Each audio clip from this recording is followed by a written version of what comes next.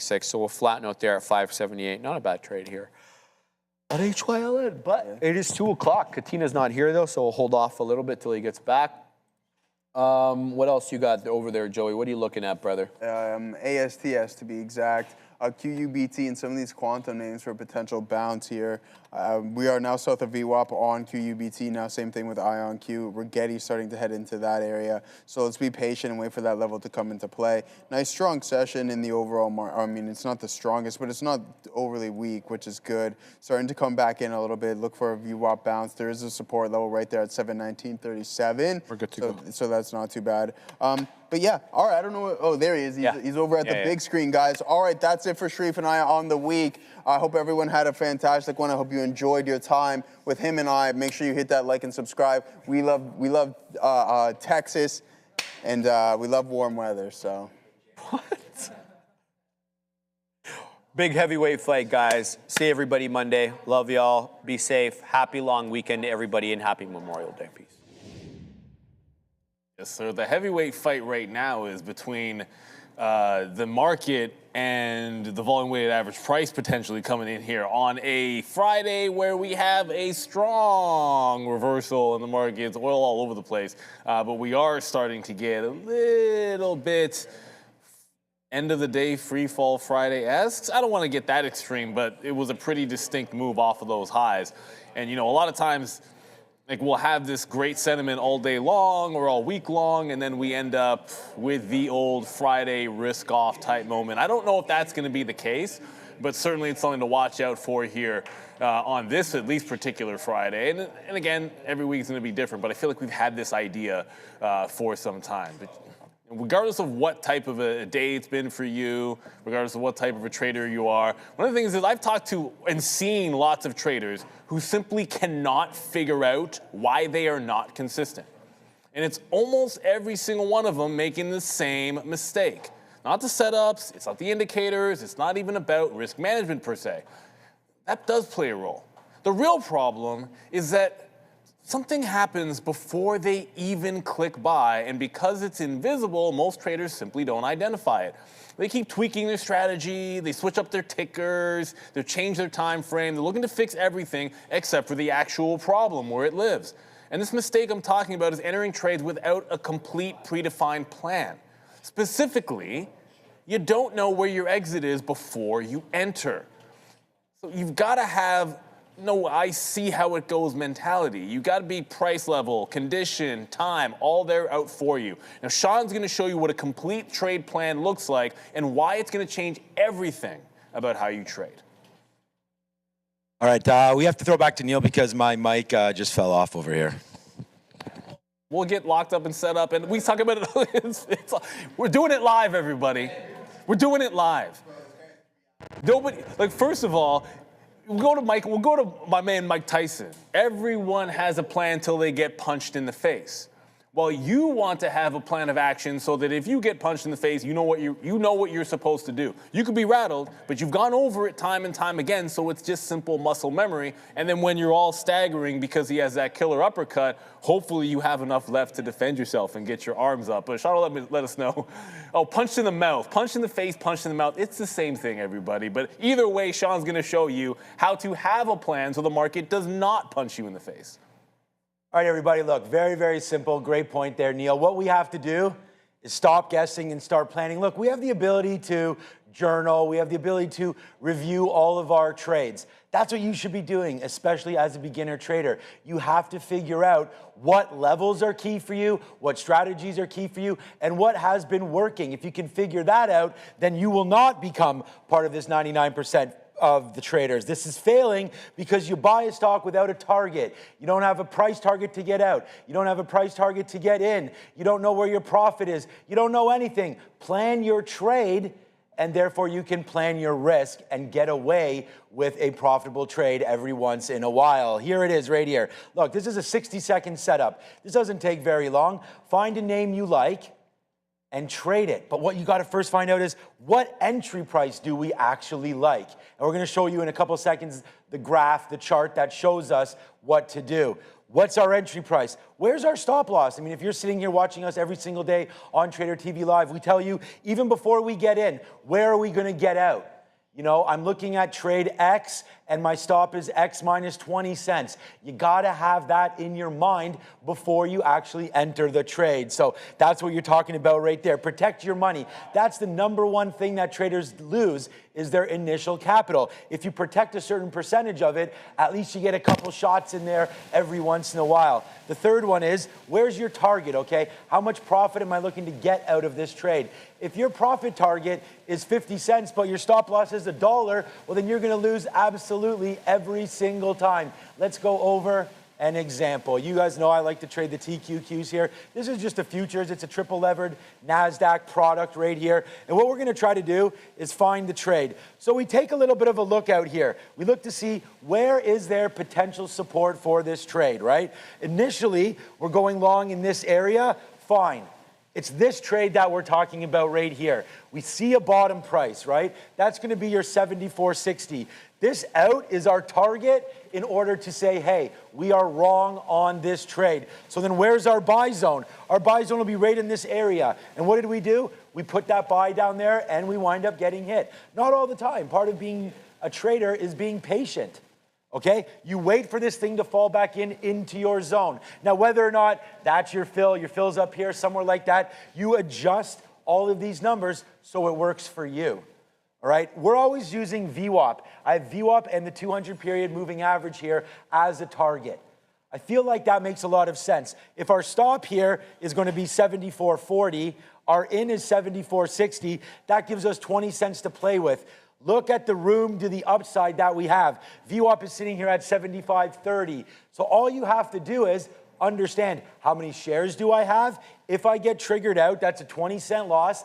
Can my account hold that? Okay. If not, we back away or we lower our shares. Here's the move up. Take that profit out right there at VWAP for a 3-to-1 example right here. That's what you got to do. This was my plan. And then look what happened after that. We let the stock run, and then it goes right back there to the upside. So all of a sudden, a 20-cent stop becomes $1, $1.50, and so on and so forth, depending if the stock market goes with you there. But this is the math that you're talking about. It doesn't matter. This is just a chart. This is an easy example. Find your buy price. We know we want to get long. Find an area of support that you like. Make sure it matches with an area that you know you can stop out on. Then, all right, we're in the trade. Now what do? We let it levitate. We let it go up to the upside and hit some of our profit markers. It's very, very simple. No plan, no trade. There's nothing else more that you have to worry about. If you cannot write down your entry, your stop loss, and your profit target in 60 seconds, then you're gone in 60 seconds, and you get out of there and you say, you know what, I'm gonna look for another opportunity. It's quite simple when you break it down. This is the best thing to do with trading. No plan, no trade. Put it in your books. And drop the mic right there, because that's all you need to know. We've seen it so many times. People trade without a plan and then they get punched in the mouth when they don't have one. So make sure that you stay disciplined, and you can't really be disciplined if you don't have an idea what it means to be wrong in the trade. I'll tell you what's wrong. Shorting BlackBerry apparently is wrong. Huh? What? Hold up. Wait a minute. Something ain't right. BlackBerry's up 20%. 20%? What's going on around here? $8 for BlackBerry? What are we doing here? Where is everybody in the... This is unbelievable. 2 New York cents since they got the deal. You've been long in BlackBerry. I mean, it's not an April Fool's joke, but everything's been up since April. And this one from there, okay, it's almost exactly 250%. Now, think if it goes another 4 cents, then you're up 250% on BlackBerry. Impressive. Very, very impressive for them. Yeah, I mean, obviously, the plan of... If you shorted this thing, rest in peace. What I think everyone thought the continuation in quantum would be doing this again today, I guess it's just BlackBerry. There's a lot of squeezing happening. And it's almost as if when you get like a bunch of higher short float and small mid-cap names going, they tend to go in waves. And right now, these guys are getting picked up on the wave. I am back into SMR when it kind of failed that same high from the morning and pulled back into VWAP. So this is basically, I mean, it's more or less the same trade from 945 in here. Was it 945? Yeah, it was like 940, 945. And then I'm in that tiger, which is going absolutely sideways. The thing about a Chinese ADR, actually, I don't know. It's funny I say ADR, but not all of these Chinese listed stocks are ADRs. Like some of them, Alibaba's an ADR. This isn't. It's just sitting here barcoding. And basically got short, got a scalp out, reloaded what I got out, and I'm now just sitting looking for that one to push down. But it's going absolutely sideways. So a bit of a binary trade there. And then an SMR. And what's so impressive today, or at least what was very impressive, it's not up like a bajillion%. I know when you're looking at things like BlackBerry, they're up 20%, or if you're looking at ARM yesterday, or some of the other crazy chip names, you'd be like, well, what's so impressive about 2.5%, Neil, in Tesla? It's without a catalyst. It's a continuation of like what looks to me like a wipeout bottom on Tuesday. Like you get your liquidity grab, and then you just have nice, gentle update, what seemed like disaster yesterday, closing on the lows, and then steady uptrend. There's something about a nice, steady uptrend the day after a stock looked like trash, because that tells you that the buyers are lurking. And right now, the buyers are lurking on Tesla. Whether or not it's because they think they're going to get a piece of SpaceX, like what's his face said? Shoot, who did I say that was? It Dan. I think it was Dan Ives. Oh, you mentioned Dan Ives. I think it was Dan Ives that said he still thinks there's a very good chance that they can merge the companies, even though, you know, there's nothing official about that happening. The reason why it's up doesn't matter. It's the price action that matters. And this one, barring something nasty happening in the next hour or so, or hour and a half, looks like it's poised to end the week very strongly. And something I want to be bullish on next week. So long as, you know, now that I've said it, watch it just fall apart and close under 420, and then everything I said goes out the window. But it looks so far like it's just been a great reaction to a couple of heavy days of selling in Tesla, and the reaction the day after is buy, buy, buy. Program buy right to the upside. I like that. We try to practice as we preach, and right in there, you know, we had a plan of action for Alibaba. If it breaks that local high rate there, we were going to stop out. So unfortunately, it breaks it, and then it comes right back in. And sometimes when you have those plans where, you know, we're getting out, and all of a sudden it takes out that high, and we can just maybe zoom like this so you guys can see exactly. There it is right there, right? It takes out these local highs. And I think it was almost, I could have used this as an example that we just sort of taught there on the screen, and it was just, you know, stop yourself out when that comes back in, and there it is. And now that it comes all the way back down into the downside, it's like womp womp. You know, wish we would have been able to hold on to that, but you know, that's sometimes what happens to you right there, and it does happen on Alibaba. We start right now pretty small. We only have 1 unit right now on Alibaba. We're gonna try, or sorry, on Palantir. We're gonna try to get a few more. Palantir down on the day, okay, underneath. The problem is it just bounced off VWAP. I thought maybe we could get a little bit of a short. The NASDAQ, you know, I was thinking it was coming back in on a Friday afternoon.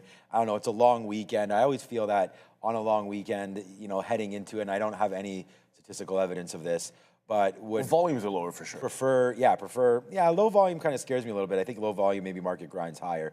But I was just gonna say, like, you know, we'll have a look at USO and all that, but I was hoping that Palantir would come back into the downside. If it doesn't, we do have our stop right there, and unfortunately that's at 137.60, which is why we are waiting, and we talk about planning your out. So there's my trade right there. This is where I'm talking about to get a little bit more.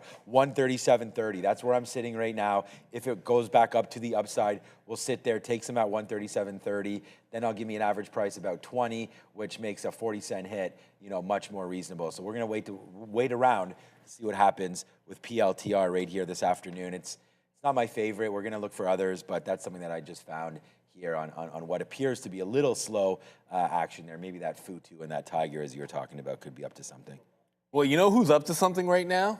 It's Origenics, because they've got some updates. OGEN on the NYSE American. Oops. And the company's now activated its phase 2A clinical trial in Australia with its first site fully operational and patient dosing expected next. They're developing ONP-002, an intranasal treatment targeting concussion and mild traumatic brain injury, an area where there are currently no FDA-approved therapies. Alongside that, Origenics has spent the past year strengthening its balance sheet, raising capital, resolving liabilities, and restoring exchange compliance. The focus now shifts to execution, with clinical progress underway and additional CNS assets under evaluation. Shout out to Origenics. I want to thank them for sponsoring this hour of the show. Let's throw the super chat. We just got a super chat from the Jedi. Why not? If we can throw that, I'll get it. Oh, today is Mandalorian or whatever. Mandalorian and Grogu.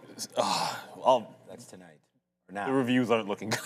Oh, of course. I'll throw my money at it because when it comes to that kind of stuff, I'm a diehard, Yeah, but you might it's as well. not looking You might as very well good. see it. Who knows? What's DOP? Dominican pesos. Thank you. I should have known that. Thank you, Andre. Neil, your opinion on cybersecurity stocks, Snow, PanW, Fortinet with all the Claude noise. I've found that's been a good place to pick them up. Now, the one you didn't name is literally the one I bought in all the Claude mess. But I think the thing was, we've gotten almost all of those names, or pretty much all of those names, have had the bounce post fears. Like CrowdStrike, I could pull it up. We've been talking about CrowdStrike for a while. But look at Palo Alto at this point. Like, it's been an absolute gong show. Everyone was worried about what that meant back in March and late April. Like, it's now it's not doubled up, but you're talking about a 40% move in Palo Alto. I mean, your chance to have bought the dip is so far long gone on, I think, any of these for that reason. If you're still concerned about what Claude could do to the cybersecurity names after we've had this rally, then I would be ringing the register if I was still concerned, if I was super concerned about that. If you thought it was an opportunity that everyone was overreacting to, the time to buy was a couple of months ago. And it doesn't really matter which one of these names I'm pulling up here. They've gone parabolic at this point in reaction. And some of that was maybe pent up market relief and some names that I guess could benefit from this and are seen as winners in the space. But yeah, if you're concerned, I don't see how you could be buying any of those at the highs. As we said, I wish I had bought, Fortinet, I wish I could tell you I bought them all. Like, that would have been the genius thing to do, be like own them all. I just happened to like CrowdStrike more than the rest. And Snowflake, Snow, I haven't been involved in Snow in a while, to be real with you. And this is the only one out of the names that you mentioned which actually gives you something right here. Like, this is only now breaking the downtrend.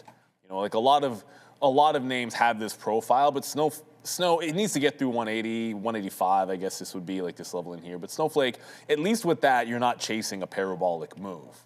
Like, that's got to be worth something. Because in Fortinet or Palo Alto, like that's crazy. Like, these are ring the register type places that those stocks are at, whereas at least Snowflake is giving you some kind of a starting entry. But it's actually kind of interesting, this Snowflake. But I've also been looking at, because Palantir is also so close to this trend line break that I think looks pretty good, but it's been riding that trend line for so long. The thing about this trend line on Palantir is, yeah, sure, it might be great when it breaks it, but it's also just flat open to short every time it gets to it. And until that's proven otherwise, what do? You're either sitting and waiting or you're shorting it at these highs. I think just about Snowflake and looking at different stocks. I was saying it's easy day to, always say dollar cost average into a position, right? I feel like part of it is exactly do you get out of a position when you're winning, right? Because you don't want to be looking at this name and say, okay, it's 280 or 290, and now it's down to 120, I'm just cherry picking the top and bottom. Even if you say, okay, it's here at 245, I'm well in the money, I bought it down here at 150 or whatever, and now it's appreciated 30%, right? It goes back to what we talked about. Have a target in mind, therefore when it's hit, you can get out and let a certain percentage, we talk about playing with house money, something like that, get out of 50%, get out of, like I did with Target, get out of 75% when a certain area is met. If you're wrong and it continues to go up, fine. You've made money on your money, and hopefully the stuff that you've sold, you've gotten the cash. You can either sit in cash and earn 3 or 4%, or put it to work somewhere else, buy an index or whatever. But then, as it's coming back down and you're still holding the bag because you didn't take some out, because you didn't have a profit, then it's always like, okay, what am I going to do? And I remember with Snowflake, it was in this 220 area. I guess it was right into here where I got out. You have to go back to September. I probably tweeted it out. And then it ripped up to 280, and I even right here on the show, right? it was like, oh my gosh, because I told everybody I got out, just like I did with Target, just like I did with ARM yesterday, you know? And it's like, if you don't get out, then when this starts to happen, like I'm not in Snowflake anymore. So when this starts to happen, you can say, okay, I'm gonna relook and try to buy back in. But if you held the bag all the way up and all the way down, then what winds up happening is you can't average in down here. And if you do, it's new money. So you might as well have just gotten out up there, put new money to work down here and re-ride the roller coaster. So, you know, you gotta really think about sometimes when is enough. And I'll just use myself as an example, literally 24 hours ago with ARM. You know, got out at 297. Did it very publicly, actually did the trade right here on the show. So, you know, today when it goes up to 315, we still have 80% of the trade, so it's all good. But, you know, a little bit of what have I done? You know, why did we get out early? But then we put that money to work back in NVIDIA and so on and so forth. So the idea is portfolio rebalancing. And again, it's what works for you guys. This is Neil and I just talking. You have no idea, you know, our portfolio size. We don't know yours or anything like that. Time frame, like I said, it's easy to say I'm holding. How close are you to retirement? Yeah, exactly. Like it's easy to say I'm holding this forever. Like that's easy, right? Like then obviously every decision to sell is going to be wrong.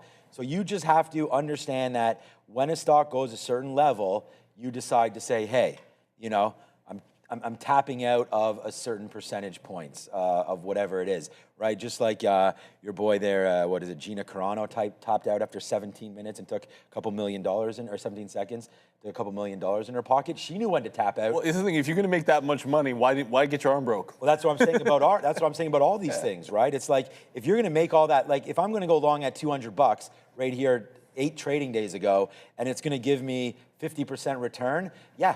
I mean, I'm going to take something off. Now, if it goes, honestly, if it goes another 50% higher than here, we've still got that, you know, 8 out of 10 shares, whatever your size is, and you still got that on board, right? And so that's all. We're going to talk about trading, obviously, a little bit more. I heard the guys on the midday show talking about their favorite jobs. Yeah, trailing stops. Yeah, exactly. So that's my amount on ARM. I'm just gonna.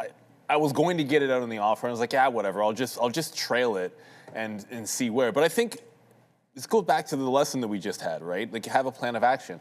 If you know there are certain things in your portfolio, stocks that are, this is not I'm buying and holding. Like Apple, I don't think I've ever sold a share of Apple. And I don't think, maybe once I sold Alphabet. Like there's certain things that I buy. Like I've never sold a share of Enbridge or like or the Canadian banks. I guess I sold some TD at one point because I didn't really like them as much. But there are certain things where I'm almost never selling it. And in 20 years, like maybe I've put a sell order in one time. And then there's others where I absolutely have. Like SMR would fall into that bucket, 100%.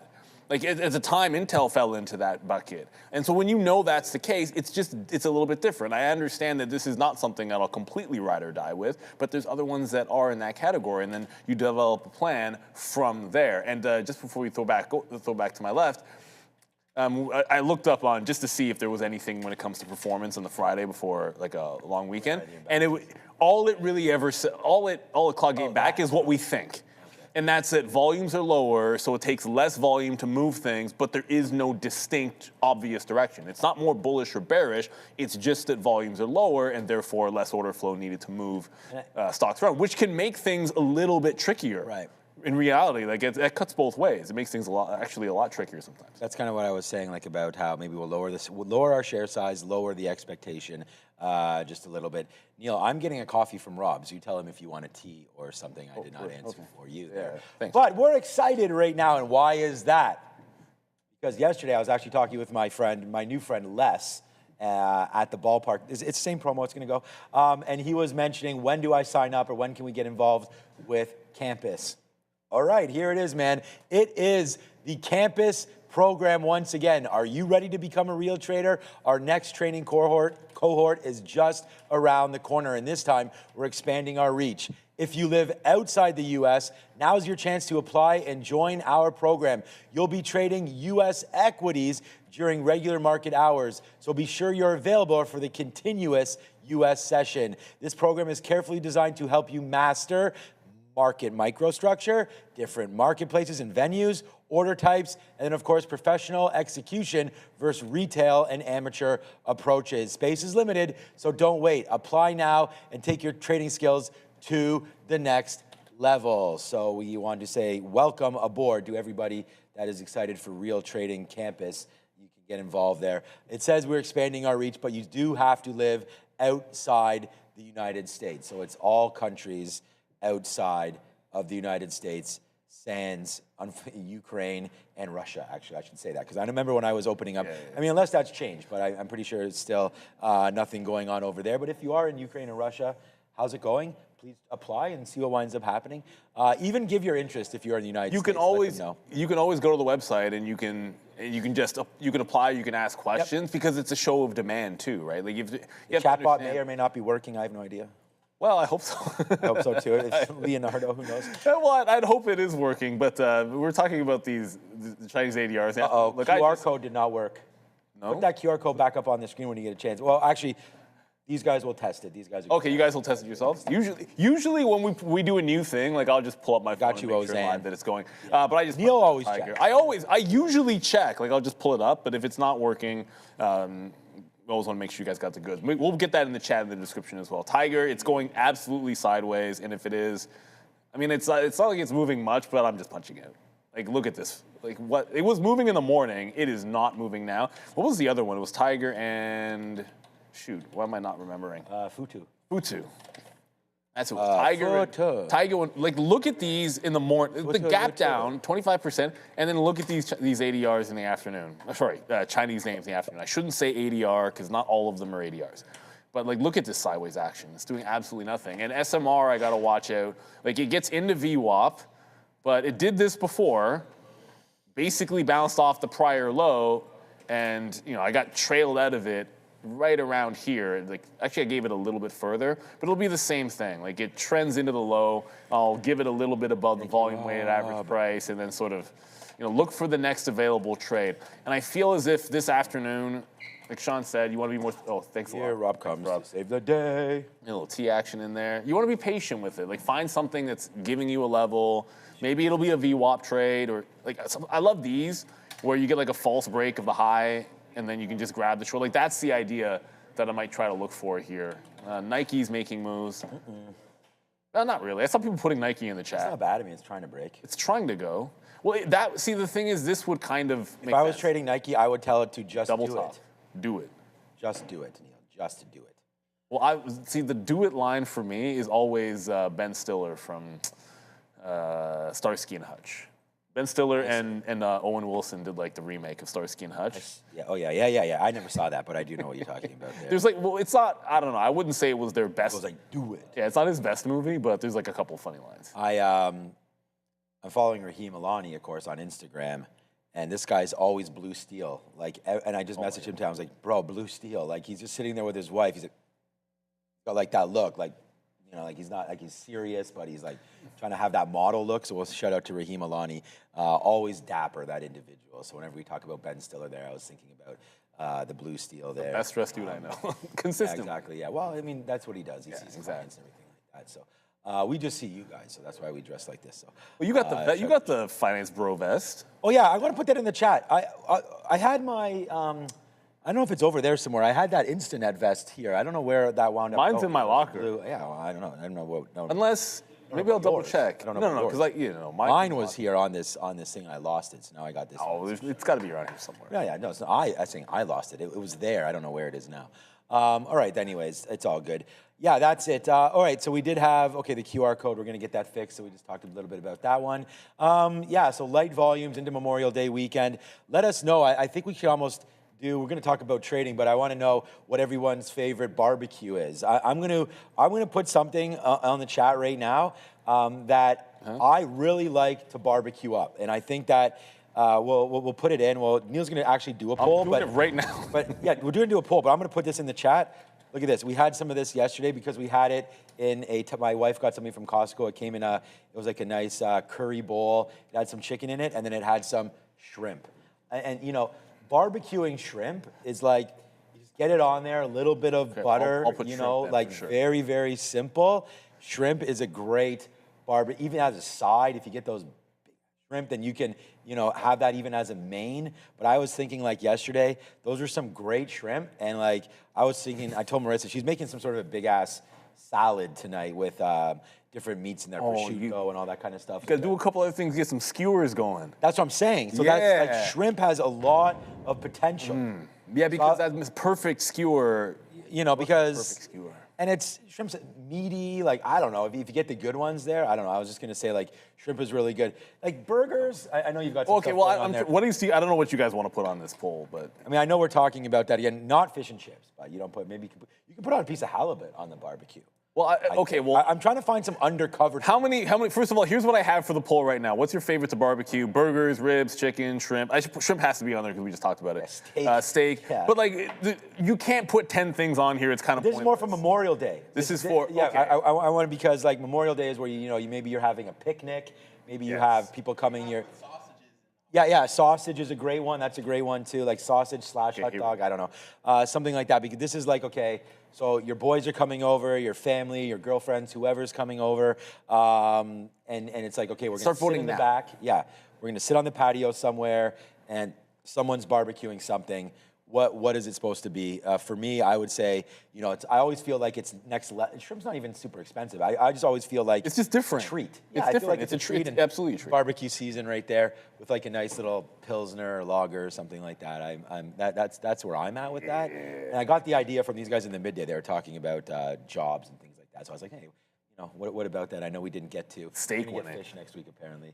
Their steak is gonna. So 1 burgers, 2 ribs, 3 chicken, 4 shrimp, 5 steak, 6 sausage. There's nobody for shrimp. Okay, I gotta get 4 in there. 4 in there. I'll give you a vote, bro. No, I don't need a vote. This is for you. I remember everybody. I put 4 in. If you don't know what we're talking about, get in the chat. Do it right now. If you're listening to us but you're not in the chat, then jump in the chat. You got to be a subscriber to get in there and get your votes. And all you have to do is type a number. It's so incredibly simple. You type a number, you hit enter, and then your vote. I saw brisket in there. Brisket in there was a good one. Oh, I should have put brisket. My only problem with steak is like it's almost like a mood thing. It's like I feel like, what if it's 1 p.m. I don't know. It's steak is great. I don't know. No, but it is. I think it's probably gonna win. But well, I do feel like when you're doing like if it's an afternoon barbecue, I'm less inclined to barbecue. I mean, just a steak is a bigger to do. Whereas pretty much everything else on that list, I'm down with like an afternoon cookout. Yeah. Like ribs, or I should have said all of the above. Last night, so we were at baseball, and it was my 2 sons were at home, of course, and like I said, we ate before the game. I don't know, I never even heard of butterflying. He did a butterfly chicken leg, like cut the drums, not the actual drumstick, but the meat, and then butterflied. I never heard of that. Yeah, it was crazy. He's insane, that guy. Anyways, he used lemon pepper, and then you know what else he put on the barbecue? Corn, like husks on and everything. Yep, corn that's legit. On the barbecue, that is next kind of level there. But all right, so yeah, just looking.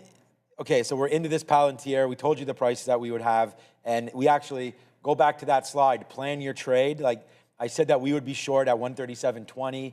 That's exactly the price. Well, we have 21, so a little bit better than that. I guess I didn't plan it that well. So there it is. We'll watch out to see. We got the price that we want right now. We're trying to give this name a little bit of room up to the 60s. It is grinding higher right now.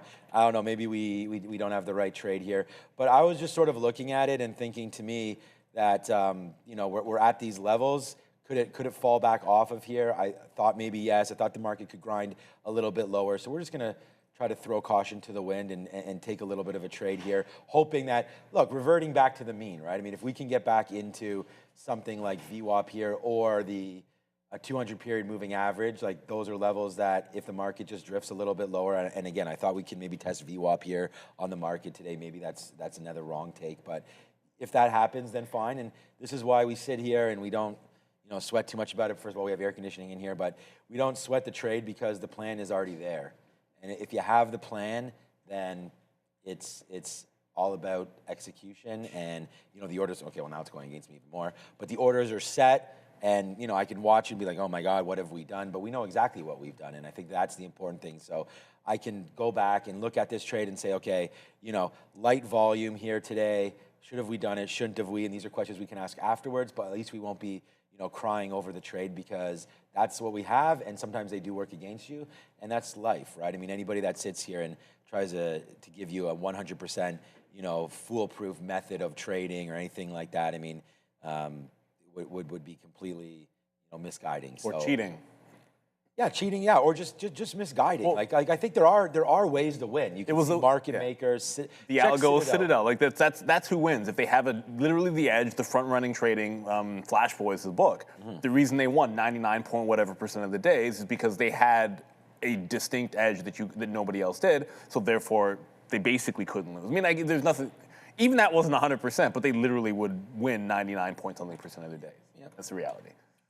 Lamb. Okay, lamb is nice. You couldn't put everything on that. I mean, you can't go wrong. You really no, can't. Barbecue is one of those things where as long as you're down with it. And what is the, some people said like their Memorial Day. I wonder if I still have some black. Is it like they will go boating and then, like what's the normal? Boating? What's the norm? Are you rich? Well, I don't know, whatever. What's the norm for everybody? Because we don't have, like we'll have like our holiday people maybe for go the 24th, golfing. like Victoria Day. Like we'll have different holidays here in Canada, but people usually have different traditions that they would do.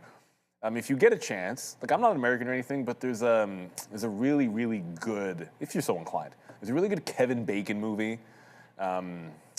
What's it? Something Chance. I'll look up the name, where he's basically, he's a Marine, he's transporting like a fallen fellow Marine back to the US. It's a really, really good movie. Someone in the chat will remember it and put it in there before. I bet you before I can even, Kevin Bacon. Taking Chance. Taking Chance, that's the one. If you get a chance to watch that, great film. If you get a chance to watch it, you should take it. Yeah. Do I have some blackberries still? Well, I didn't even get to the joke drums. Someone hit that before me. Well done, Assassino. Good movie. I mean, I'm in the car. Like I basically never turn off, so it's annoying. Trust me, for everybody that's around me. And like even my daughter the other day goes, "Dad, that's like such a lame dad joke," and I was just like, I don't. And then she's like, "Tell me another joke." I'm like, I don't have any jokes. I just go off the whim here. No, it doesn't look like I have any BlackBerry left. Okay, I used to be in that. I don't know. I always wonder about those stand-up comedians and everything like that. Like they got to have rehearsed, like an hour of just like nonstop. And I mean, some of the great ones can obviously go off the cuff and look at the audience and make up some jokes and things like that. But I just feel like that's. I hate when it's like the gun is turned on you, and it's like, give me your best joke like right now. It's like I don't know. That's exactly what they do. The dude that I play baseball with that I told you about is like super ridiculously funny, and he's done like open mics. Yeah, I feel like. And the way he explains it is he's just constantly thinking of funny stuff to say. Right. Like if he's just sitting around or like laying on the couch or in bed. That's the best way to get. He's just constantly doing it, and so therefore he has that stuff. Like other people you might be thinking about the market or thinking about a stock price or thinking about the baseball game or whatever. He's just thinking about funny stuff, and that's I guess what you got to be. We're thinking about what Adair is going to tell us at the desk. And I'm thinking about Coinbase and Robinhood because I just saw this headline, guys. SEC reportedly delaying a plan to allow for the crypto versions of U.S. stocks. And I thought of these two because of tokenization. These might not be the best place to look at here, but both of them moving a little bit again as we're seeing reports that the SEC is delaying a plan to allow the U.S. crypto versions of these stocks. Back to you. I was just saying to Sean, look at Robinhood. Look at the thing in finance that I've always owned. Well, the one that you buy and hold and don't get cute with is doing this. Right. Like it always does, because let's be real, they always find a way to win, and they always will. And then Robinhood does things like this. I'm not saying Robinhood's going to die. Oh, but everyone is so excited for the PDT rule to positively affect them that nobody's buying the news. Absolutely nobody's buying the news. And what do we have, 3 weeks, 2 weeks, 2.5 weeks, something like that. It's, what do we say, the 2nd of June, 4th of June? Whatever. It's a couple of weeks, and then when the PDT rule is gone, should be a boon for these guys, should be a boon for Webull, but you wouldn't know it by the price action. Fortunately, the best keep winning, and I'm not here to tell you that Morgan Stanley is the best. I mean, just pull up a chart of Goldman Sachs, and you're doing just as fine if you own Goldman. Goldman cracking, okay, I didn't even know this. See? I didn't even know Goldman cracked 1,000 today. Yeah, today? Wow, okay. Wow. There you go. Yeah, it's a name I know. Sometimes old and boring. Boring is good if it's up. If a stock is just boringly always up and you can safely buy dips, look at the 200-period moving average on Goldman, and probably the same thing I showed you on Morgan Stanley. That's not that complicated. They also got the SpaceX list. So well, that's huge, man. The biggest. A lot. Do we know who has? We just got stuffed out of OpenAI? Palantir on a market spike right there. So there's that fail that we talk about with taking a shot on something. We know who. It just ripped up through who's underwriter for OpenAI? 137.60s, our stop, and there it goes upside. As this market, I guess, bounces perfectly again. Like we thought the market would come to VWAP, and I just thought Palantir would come with it, and of course it does the opposite. So yeah, this is why I said like maybe just trade the futures or something on a day like now, where it's still in between. You're in between the 50 period and VWAP right there. So Palantir just runs that top, and we get taken out there on a break of 60. So yeah, not great there for PLTR, and there it goes. But yeah, to your point, it's like we sit there and you try to buy names that go on dips, right? And you try to say, okay, I'm trying to buy some value here with SoFi. How was this at $32? Now it's at 15. Must be a buy. It's at 15 for a reason, and that's part of it, right? Like Goldman Sachs and Morgan Stanley, JP Morgan to some extent as well. All these names just keep on, paying that dividend, keep on going higher. Their business model is very sound, very in place, very easy to understand. As far as money center banks and whatnot, it's the SoFis, it's the Robinhood that they're looking for, that extra little story that might spark something, right? And whether it is that PDT rule, whether it is tokenization, whether it's Bitcoin finally going back upside. I mean, I'm not even sure if Bitcoin's going to get back to 100, to be honest with you. And so if that doesn't happen, then I would not be that interested in a Robinhood. But again, there's so much more to the business. It's not just a crypto business, and that's why you really should be digging into these different things. And it's kind of why I think Microsoft was left for a little bit. I mean, I've been trying today. That's 2 days in a row we tried Microsoft, and it just like now I see VWAP and I'm like, oh, I'm going to short Microsoft because I lost on the long. Well, I'm probably not going to do that. But Azure is still pretty monstrous, and I just we got that word yesterday about Claude. No, it was Anthropic, I think. With Anthropic using Azure and getting some compute, from Microsoft. So that part of that is, baked in, I guess, right now. But I really, the earnings aren't going anywhere. These names, companies definitely can put up some numbers, right? And so we're already through earnings season. It was pretty fantastic. I mean, the Nasdaq's at all-time highs, up again another 0.75. Today, the diamonds, the Dow Jones just hit all-time highs as well. So even the most ridiculously constructed Dow Jones 30 stocks that are price weighted, like not even based on market cap or anything, you can watch out for the diamonds, and they just made all-time highs and busted right through there like no problem. And this was, I mean, look at March, 450, buy the index, obviously it's not going to give you ARM, Marvell, any insert name here type returns, but you can sleep at night and you're not too worried on your positions in your portfolios. So we'll have to have a look at the Dow Jones a little more seriously, and that's why we looked at Berkshire. I just was looking, I have some in my account, which is why I kind of was thinking about the DIA. Not that they're equal. Berkshire's sitting on a lot of cash, and that's been a big problem for them and investors. They've sort of missed out. Cash isn't worth as much anymore. If interest rates start to go up, fine, you can make a little bit of money on that hoard, but for right now, Berkshire just, possibly a good buy down in this area. It's been really doing nothing for all year. This is January right here of 24, sorry. So now you're talking about 2 years of kind of just stagnant, nothing going on there. I don't know if people are waiting for Warren Buffett part 2 or what, but it's feeling out not Greg. Doing too much there. Well, feeling out Greg. Or just no trust. Just maybe no. I don't know what it is with Berkshire. I guess maybe they own a lot of staple stocks, but they own a lot of Apple, which I don't understand. It should be Apple's Berkshire should have been a lot higher than that, and they don't pay a dividend. Well, there was some discussion about that on the last call, and whether they would do that, and that was again rebuffed. But you know what's actually just as bullish as looking at any other sectors in the market? Look at the Russell. Remember what we showed with the interest? Rates are right now scheduled to go up by the end of the year, and you still have the small cap Russell basically at the highs and rallying into the highs as those chances go higher of rate hikes.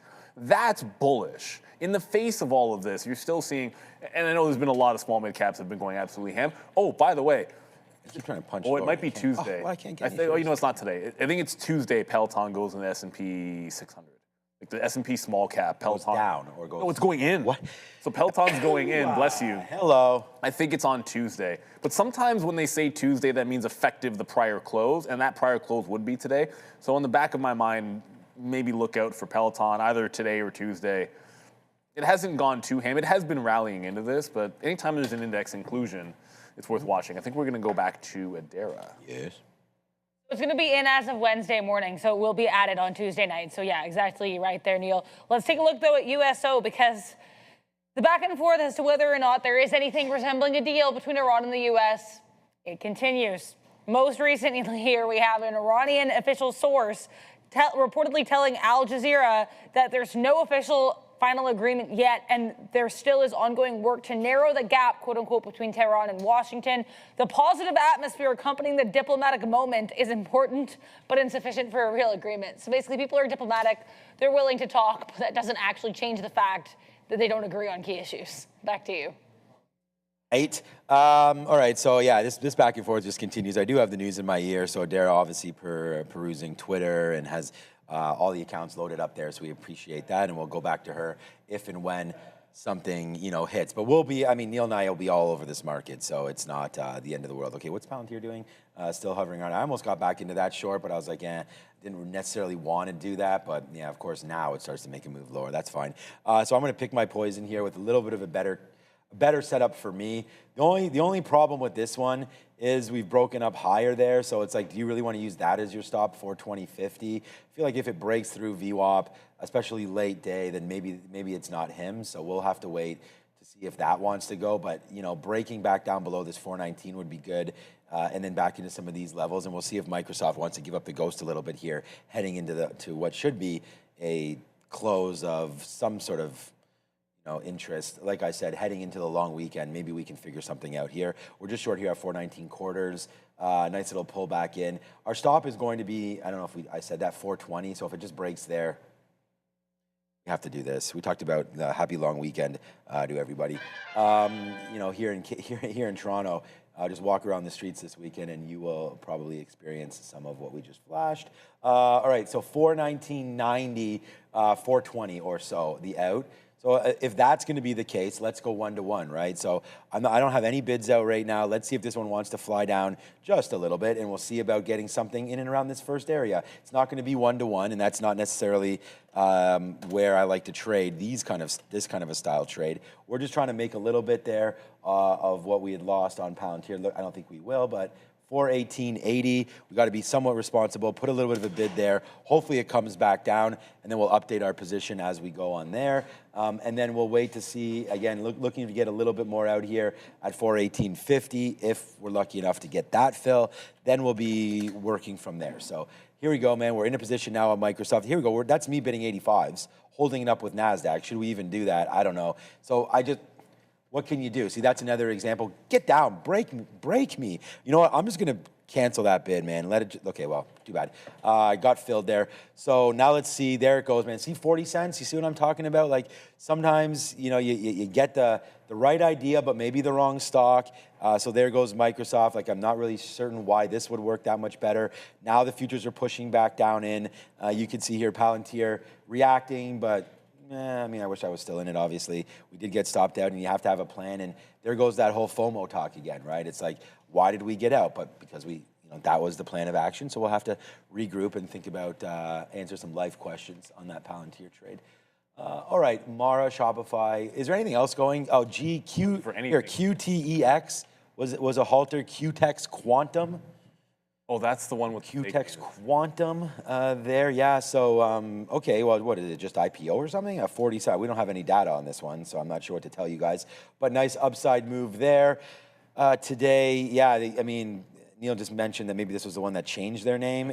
So, boom, upside, obviously, on that. And then people were like, wait a second, what exactly is this company? And here it comes right back down in the downside. Part of the reason why, yeah, beat, baby. There it is. Microsoft on a downside push right there.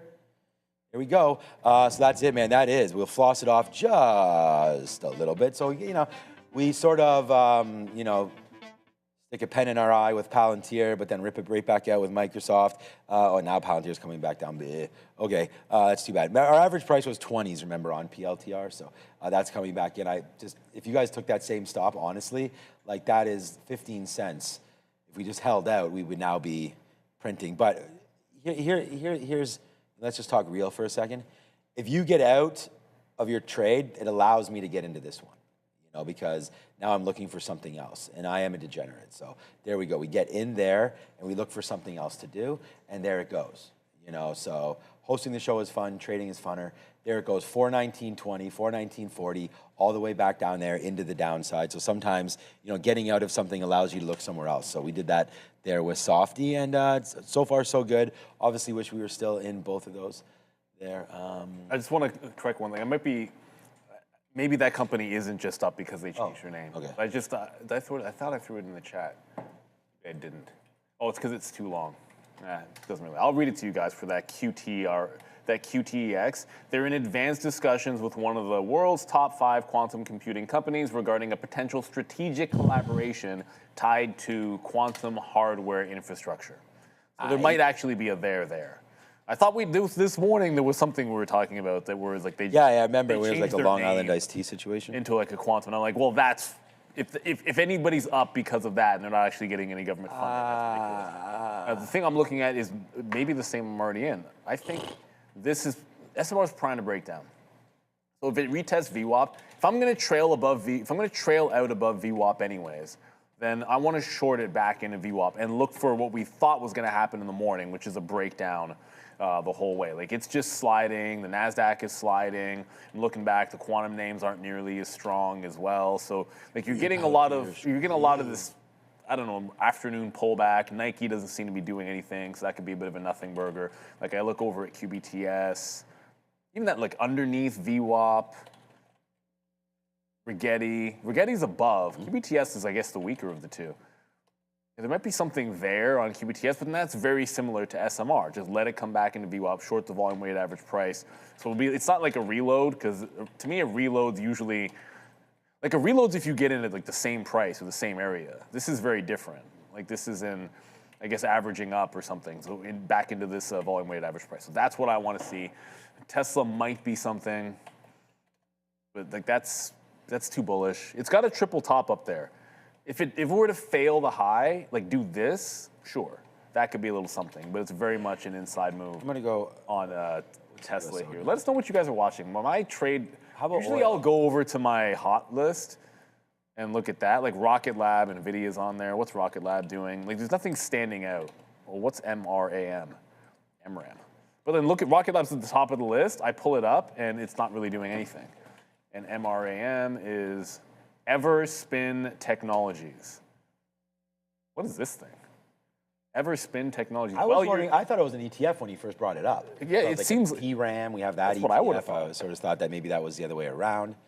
Well, I guess they're ringing the slot register right here for MRAM. We'll figure out what the story is. Anyone actually in this? Codependent. MRAM finally bidding for next week. Oh, it's one of certainly those running. names. People are just trying to get that thing going, maybe. Who knows? Probably got like a small, Oopsies. Okay, small float. Probably a low floater. They got another bit of Microsoft there. Shopify, Mara. Okay, yeah, so that was that. The other one, this name has halted HSPT a couple times here today. Horizon Space Acquisition. Okay, so this is probably a SPAC there, yeah. So hovering around $10. So nothing going on there. It's too bad because here's our Halt scanner. It's, you know, welcome and thank you to Real Trading P8 system. You have a Halt scanner. I mean, a lot of places have Halt scanners. The only problem is I can't add, like it just says in North American market, if I go to customization over here, I can't add like anywhere that it shows the volume.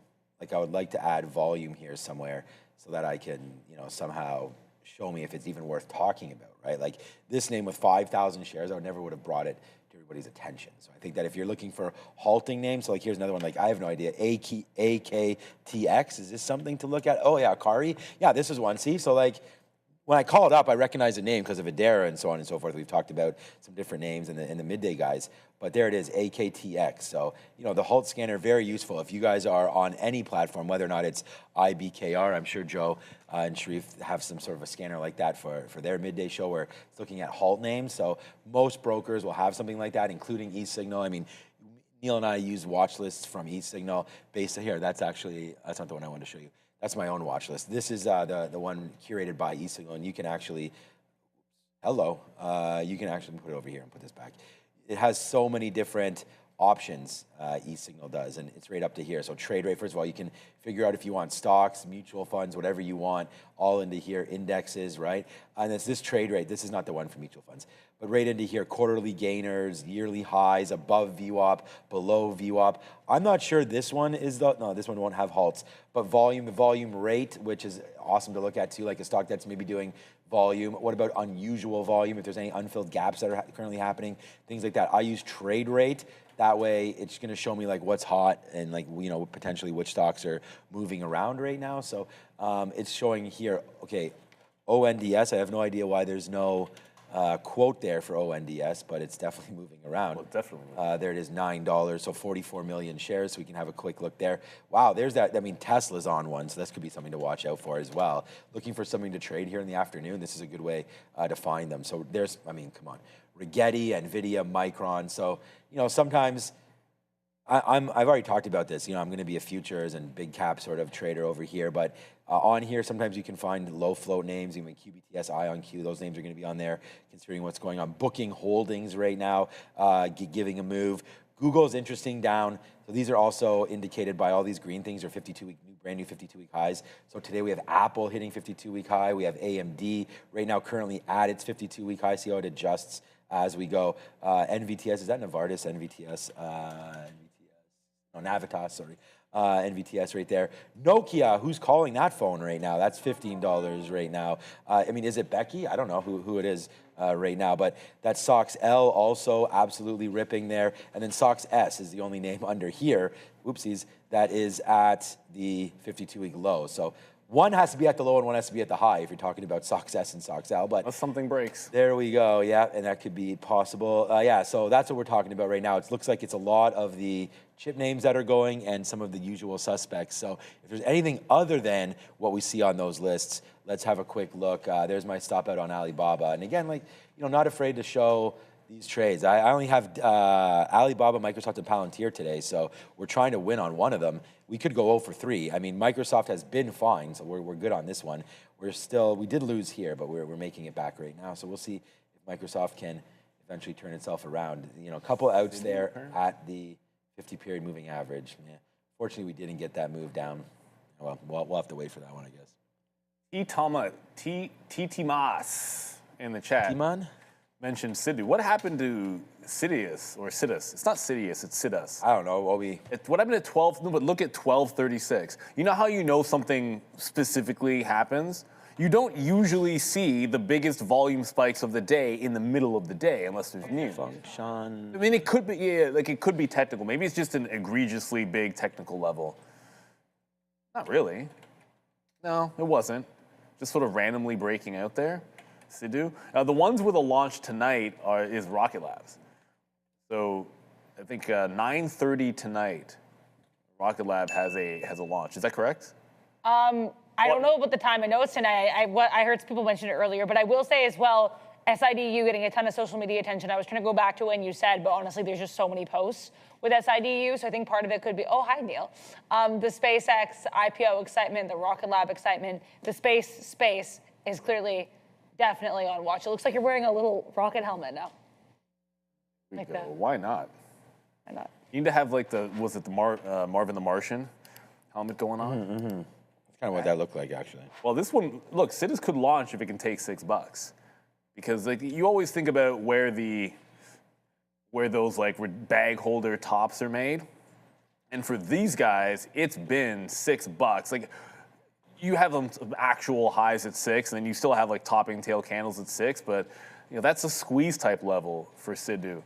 Put that on the watch list. If you're a small cap trader or you like to put out alerts, you know this thing crosses 550 and you have an alert, and then maybe you got a breakout that you're locked and loaded and ready for on Sidu next week. Well, the Grim Reaper has got a super chat out for us. I was gonna put up That's never good. Well, G Grim Reaper. Hey, the Grim Reaper has a first name just like everybody else. CRDO. Get your cardio in. That's Credo technology, but get cardio in anyways. It's good for your heart. That's why they call it cardio. That's not bad either. Whoa! But see, I wish there's no volume on these. Look at the trend buying on this. I don't think I've seen more 45-degree angle trend buys in this year. This week is easily leading. It was like Nike and Lulu did it the other day. Then the quantum names were doing it yesterday. And now you've got Credo doing it today. Like, that is very linear. You know how you can tell when there's a program buy in there? When it's just a straight 45-degree angle. Or when watch a 15-minute chart. Like, look at the 15-minute chart on this. Like, that is insane. Like, you just hold. Fantastic. And it's got to be an all-time high. Right? Yeah. All-time high as it goes into power hour. That's absolutely gorgeous. Unfortunately, I did not get the reload. No fill for you. Well, no fill for me.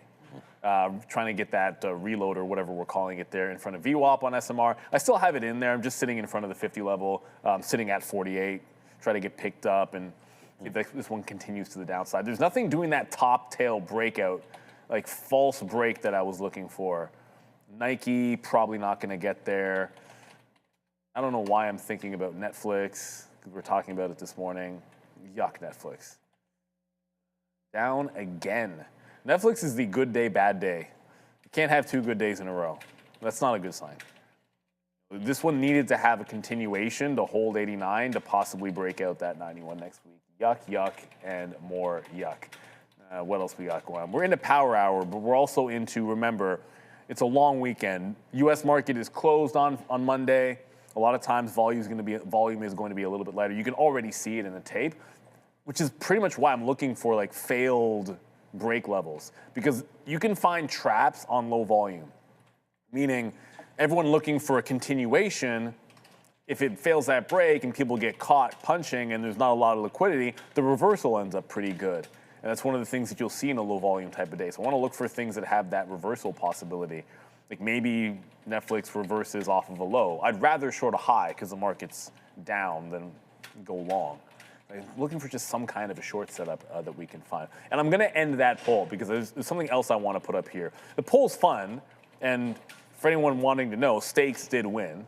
Everyone likes steak. Yeah. I mean, 33% I feel like steak, steak was burgers like, 27, of course, ribs 16. I think all the chalk got in there. Hey, shrimp got some votes, 6%. It did? Yeah. Bubblegum? Sausage or hot dog only got 11%. Chicken. I think it's because you put the word hot dog in there. Like, I think that was Joe. Joe had a good idea there. Yeah. Yeah, he had a good idea with there. But a lot of people are like, hot dogs, that's not even meat, which is right. It's just a matter of trying to get that all figured out over there. Theme. All right. Which theme go. holds better next week? Better next week. Quantum does. Quantum's the first name thing on the list. The 4-day week. Should I put chips up, or should we separate that? Can I say, can we do chips and can we do memory? Yeah, those fair? are both different. Yeah, okay, we'll go chips, we'll go memory. What else do you guys want we here? could do. What I don't know We what. could always just use an ETF. We could say that DRAM ETF. We could say SOXL. We could do that. Is there a quantum ETF that that actually holds well, that has a fair representation of all the names that we look at? The thing is that you never know what's in them. Well, I don't need to know what's in them. Look at this. Okay, fine. Yeah, that's fine. Because that's an ETF. So we'll go QTUM. We'll go SOX. I know. I don't know. I'm just saying this says here solutions quantum ETF. I don't. It's not moving up the way the rest of the market is. But I think if quantum does fail, this will come back down. I mean, it's not going to have the same. Because what quantum is now on what, a 3-day move? I'll just say quantum. I'll go quantum, SOXL, DRAM. Give me one other thing. What's one other thing we can put up? What is WQTM? WQTM. Maybe that's it. I cannot believe someone. Oh yeah, Wisdom Tree Quantum. Yeah. Okay. That'll play. But it's still it's the same. It's not moving. Like yesterday, we had Rigetti up 30%. This name went up. This name went up 5%.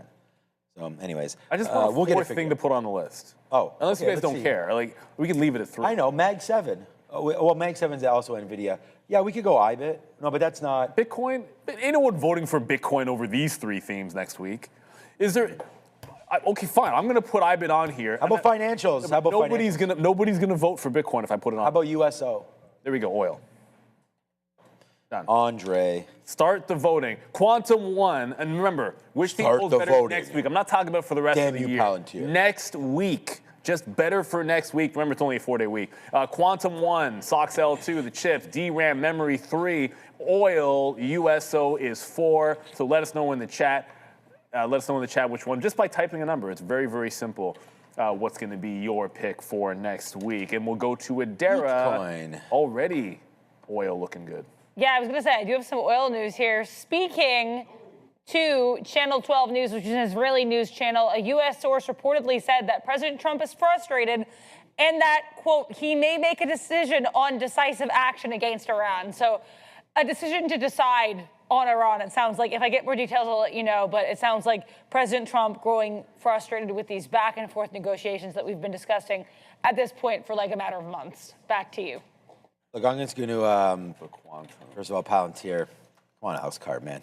Next time, let me know if the stock's going to go to the downside there, which, of course, will be insider trading, so don't let me know. But USO, I was going to say, I don't want to sound, like, all this is eventually going to come to an end, because I'm not sure when it is. But I feel like the only way, and this is going to be bad, and I hope for this not to be the case, right? But they're not giving up to Strait of Hormuz. So the only thing in my idea is the United States almost has two options, and that is like, and I don't want to say wave the white flag because they're obviously trying to negotiate. I just don't know if the negotiations, how well they're going. We keep on hearing back and forth. Little Marco Rubio was saying some stuff too. And then now we get, Hegseth, all this stuff. Now Donald Trump getting some advisors telling him one thing and the other.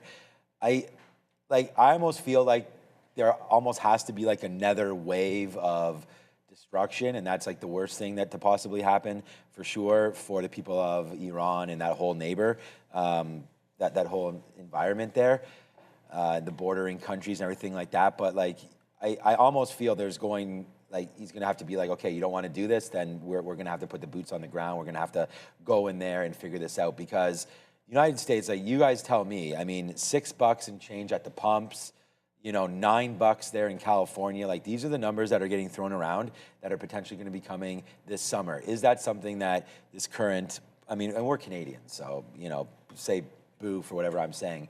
But it's just, we're also feeling at the pumps here as well. And it's just like, at some point, there is going to be something that President Trump's going to have to do about all of this. And they've kind of went in there, made their bed. So at some point, I feel like there has to be some resolve to all of this. And unfortunately, it doesn't look like it's going to be a democratic one. So that's why I was also thinking like shorting into this weekend. It's Memorial Day. I don't know what's going to happen, but I feel a little bit worried, I guess, about the next decision to come through, because it was only supposed to be a couple weeks, right? And then now it's turned out to be a couple months. And where's this going to eventually lead if nothing's done? Just a lot of talk. Meanwhile, oil prices still going up. Meanwhile, the Strait is nowhere near being opened. So I don't know. It probably should not have started in the first place. I'm seeing people say that. But that doesn't. And that's over with now. Yeah, So where's the resolve coming from? I don't have a DeLorean. If there's no DeLorean, we can't go back in time. Yeah, Trump said they won the war, yeah. So they might have won. I mean, I don't know. They said they depleted all the ammunition and all the... There? Oh, sorry to cut you off. No, every time we hear that, I'm stopping, so don't worry. Okay, I feel badly. No, I just wanted to kind of opine here because, or not opine, but just mention this. We're now hearing from the White House press pool, which of course, the press, they cover Trump and the White House. So as military activities in Iran heat up, Trump has changed his schedule and will be spending the weekend at the White House. Now, I was confused because he also posted a couple hours ago on Truth Social that he couldn't go to his son's wedding because he was going to be spending time at the White House. And I checked his schedule, and apparently he was scheduled to go to Miami to go to the golf course. So I don't really know what the man is doing, but the fact that he's now repeatedly said he's going to be staying at the White House because he said he needs to be there for America, I wonder if we're going to get some kind of update this weekend. That's all of what I'm trying to say. I think there's a lot of uncertainty. I think if he now is for sure staying at the White House, not going to his son's wedding, not going to the golf course or whatever the other plan was, I think we're going to have to wait and see if some decisions are made here. I mean, there's clearly something up with that, right? I mean, come on. That's what I'm saying. I don't know what the resolve is, but I feel like there's going to be some sort of a bigger action happening. And I'm not here to say which one's right or wrong. I mean, we can all go back and forth. Hope it's that there just a wouldn't matter be of on Memorial Day weekend, but I don't think the weekend matters. Situations are what they are. But over the weekend risk, Trump having an Iran watch the market party. doesn't want that. That's actually pretty funny. The markets do not like uncertainty over a long weekend. That's often The markets love war. Well, in a general sense, the market will go up in reaction to a war, but you still do have risk off very often when you have if you're expecting that there could be bad headlines over the weekend. That doesn't really bode well. No, I mean that's why I'm trying to go short. I mean I was short Palantir, I'm short Microsoft right here, and that's what I'm trying to tell people. Like, you know, I just think that there's going to be more action coming. I mean, when was the first Adara?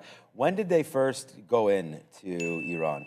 It was February 27th, I believe, of 2026. It was right here. Saturday. I think it was the 27th, I believe.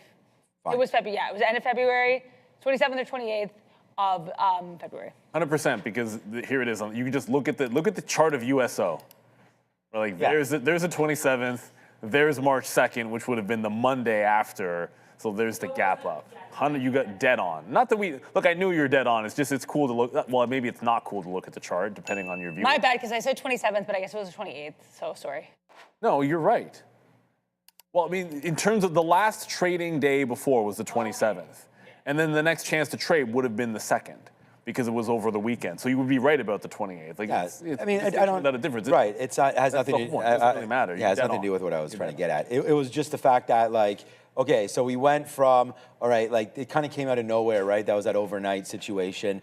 So we went from 616 down to 560. So we lost, I don't know what that is. Oh, here, I can just do it just really quickly. I mean, we can go here February 26th or so, down to the very bottom there. And we lost 6%, okay? So the war is still going on. So if you take it now the other way around and we go, okay, so now if you take it, I mean, I don't know, is it any better right now? I'm not sure if it's any better than where we were in the first place. Now you go up 17%. So that's now up 17% in a month and 2 months there. So yeah, I would say that, hey, if something does happen over the weekend, sure, we could easily get something like this, right, which is a little bit of a retraction back, and then we've seen it go upside, right? I mean, we can look back in 2022 when Ukraine was invaded by Russia. We had oil spike like crazy back then, too. There was all these Russian oligarchs. Every time we drive by the airport, we don't make fun of, but we always comment with our kids there. There's this big Russian plane just sitting there at YYZ, at Pearson, just sitting there because it's been taken, like they can't get it back there because of all the different embargoes and whatnot. So it's just like, look, things kind of have to get worse, I think, before they get better. And we'll see what happens this weekend. And that's why I was thinking, actually, just to bring it back to trading again, because, you know, that's what I was trying to do in the first place, was talking about the short into this weekend. And since we've been talking, you know, like instead of me going on a useless rant there, we could have just gone long oil, you know. So that was 140.60 up to 142. So I could have just gone long oil there, started my rant, and then right now have been rich. But no, not rich, but we could have made a little bit of money on that. So we didn't do it. So anyways, there it goes. Upside for USO, relatively flat on the day. The market has closed at 2:30, so we have to just wait and let it trade here in the after hours. But still, lots of volume, capable of going through. Watch out for Blue Ocean Sunday night. If you're looking for something to do Sunday night. Because if anything happens, that's where you want to be. Yeah, that's where you want to be, and you want to have a quick look there. Yeah, U.S. oil up 83% since February. Yeah, I mean, that's the crazy part. Like, oil's up that much, and so is the market. So, Econ 101 in your face on that one. Like right now, that's the best thing about a bull market is because it doesn't last forever. None of them do. But they spit in the face of usual. Usually what happens is it'll spit in the face of your usual indicators for a longer time than people expect. That's what makes it a bull market. That's why the bond market can be telling you that we should have sold off, and oil can be telling you that we should have sold off. If those two conditions don't change in the next 3 months, well, you start to get a little bit more concerned. But that just comes back to the whole notion of what are the things that you feel the most risky about, and maybe trim some of those on the way up. And the things that you feel like, yeah, whatever, if the worst happens, we get crazy dips in the market, that's the stuff that I hold anyways. Like, you have to know what bucket things are in. And someone just asked about Walmart. Oh, you're right. Dan McIsaac, Monday night. We said Sunday night, Blue Ocean on Monday night. The market is closed on Monday. So it would be the Monday night session of Blue Ocean that you would be looking for. Someone asked about Walmart or mentioned Walmart. Still no dip into the teens. It caught a bid today. I mean, it's not much of a bid, and it looks like marginally better than it did yesterday, but it's still selling in Walmart after earnings, and they missed on the guidance. It just hasn't really gone down into that. Oh, I have to use a different chart for Walmart, as I always remember, a little bit late. Walmart still hasn't really gone into the teens. It's holding at about 120 bucks. I like it closer to the 115 level to start a little bit of DCAing back into this. Got some cash from selling some stuff, and this is one of the stocks I like to buy on dips and just kind of hold. But it's not there just yet. And when you have a stock that you like and it gets cheaper via maybe bad earnings or whatever it might be, like that's the time. It just didn't really break down today. Strong market probably helped it a bit. I think Walmart sees that 115 next week at some point. Like, why wouldn't it? It's been 2 days in a row. Like, look how heavy this is for 2 days in a row. Look at that fall off. I think this one's just fine. This is to hang on the same levels. Yeah, this is why trading is so frustrating, and this is what we talk about all the time. It's like now the market's coming back in. Look at Palantir, would be a really nice winner right now if I still had it. Don't have it, okay? So then what do? We wind up taking Microsoft. We get out nicely, and it's doing fine, but then now it's almost right back to flat again for us as Palantir goes to the downside on the exact same thesis that I had. This one's actually even under VWAP. I thought this one would actually be a better trade. Palantir's actually, looking back at it, even as I was in it, it was like we're above everything. That to me should be sort of signaling along. But no, like now we are finally reverting back in. So it's just a stop, right? I mean, if we don't have that stop, and some of you say like, why trade with stops? And I think we've gone over that many, many times, including check back at 2 p.m. But it's just like, that's the frustrating part about it. I'm not going to sit here like I was just saying to Joe, and we always talk about it here as well, like sometimes you put on the trade and it doesn't work out, but at the end of the day, you're just trying to do the best that you can, and if it doesn't work out, it doesn't work out. And that's why I keep on trying to tell people, like, if I was actually relying on trading, as a significant part of my income, then it would be a big problem. Like you got to sit here and trade what you're trying to do and understand how much. I mean, we have years and years of data, so we can go back and look and say, on average, how much am I making per year doing this, blah, blah, blah. The market's always changed, so you have to change with it. So there is possibilities that, in 24, maybe you made 50 grand a year, and then in 26 maybe, or 25, maybe you lost 10 grand, and then in 26, the market's always changed, sort of your strategy. So it's almost like the faster you can develop, a tolerance to potentially taking on losses, then that's part of the game. And that's why I think it's a very, very slippery slope relying on, trading as a primary income, because it just differs so much month to month, quarter to quarter, year to year, that it's so unbelievably volatile. And we can talk like this as being in the game for 25 plus years. Best example of that is like talk to any trader that was around during the financial crisis. And what they'll tell you is it was the worst. If you started trading when everyone was just, like everybody that you were trading, you were just making money during that time. If you started at that time, I forgot about Ford.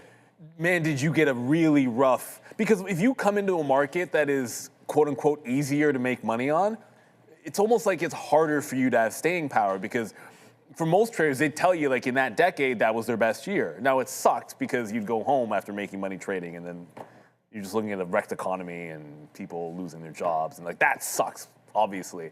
So it's a kind of a weird circumstance because most traders were having their best year when everything else is just going to up in tits. But at the end of the day, it is so cyclical. You don't know when the next wave is going to come. Like what if, by the way, this AKTX that was halted has just opened back up. It opened more or less flat. I don't really know this one. I'm sure the midday, maybe they were talking about it, maybe they weren't. But this is one of these low float runners that is absolutely flying. So at the highs, it looks like it's the first time or maybe the second time it halted all day long. That's a bit new. And no halts at all on this stock, up 200%. But it is sort of teetering on the halt band. Yeah, it's right up at the halt band, 1595. Looks like it's going to halt again to the upside. But one of the things I was going to say is over the last 2 years or year and a half, IPOs have been like this big windfall every time they open up. Like, what if the three biggest ones that we're anticipating, we're expecting getting 1, 2, 3 huge. Maybe they're great, maybe they're not. What if they suck?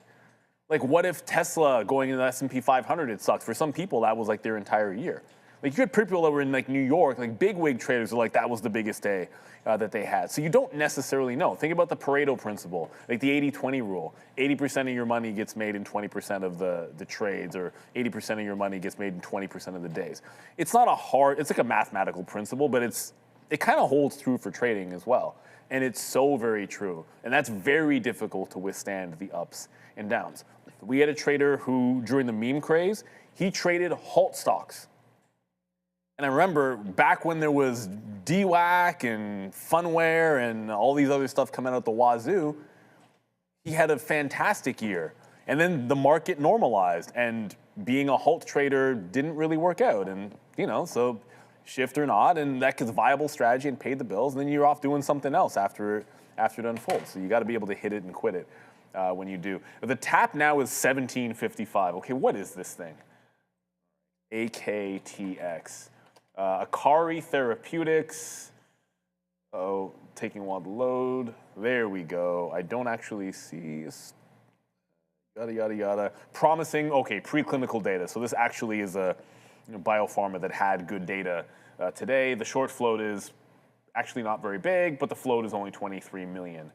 The short float is pretty much non-existent. So it's just really smaller float. It's already churned through the float. So 26 million in volume, 23 million is a float. So it has turned over once, and there's actually a legitimate story behind them. But the thing about those biopharma ones, like I won't even bother reading it because half the time you don't even understand whether it's good or not.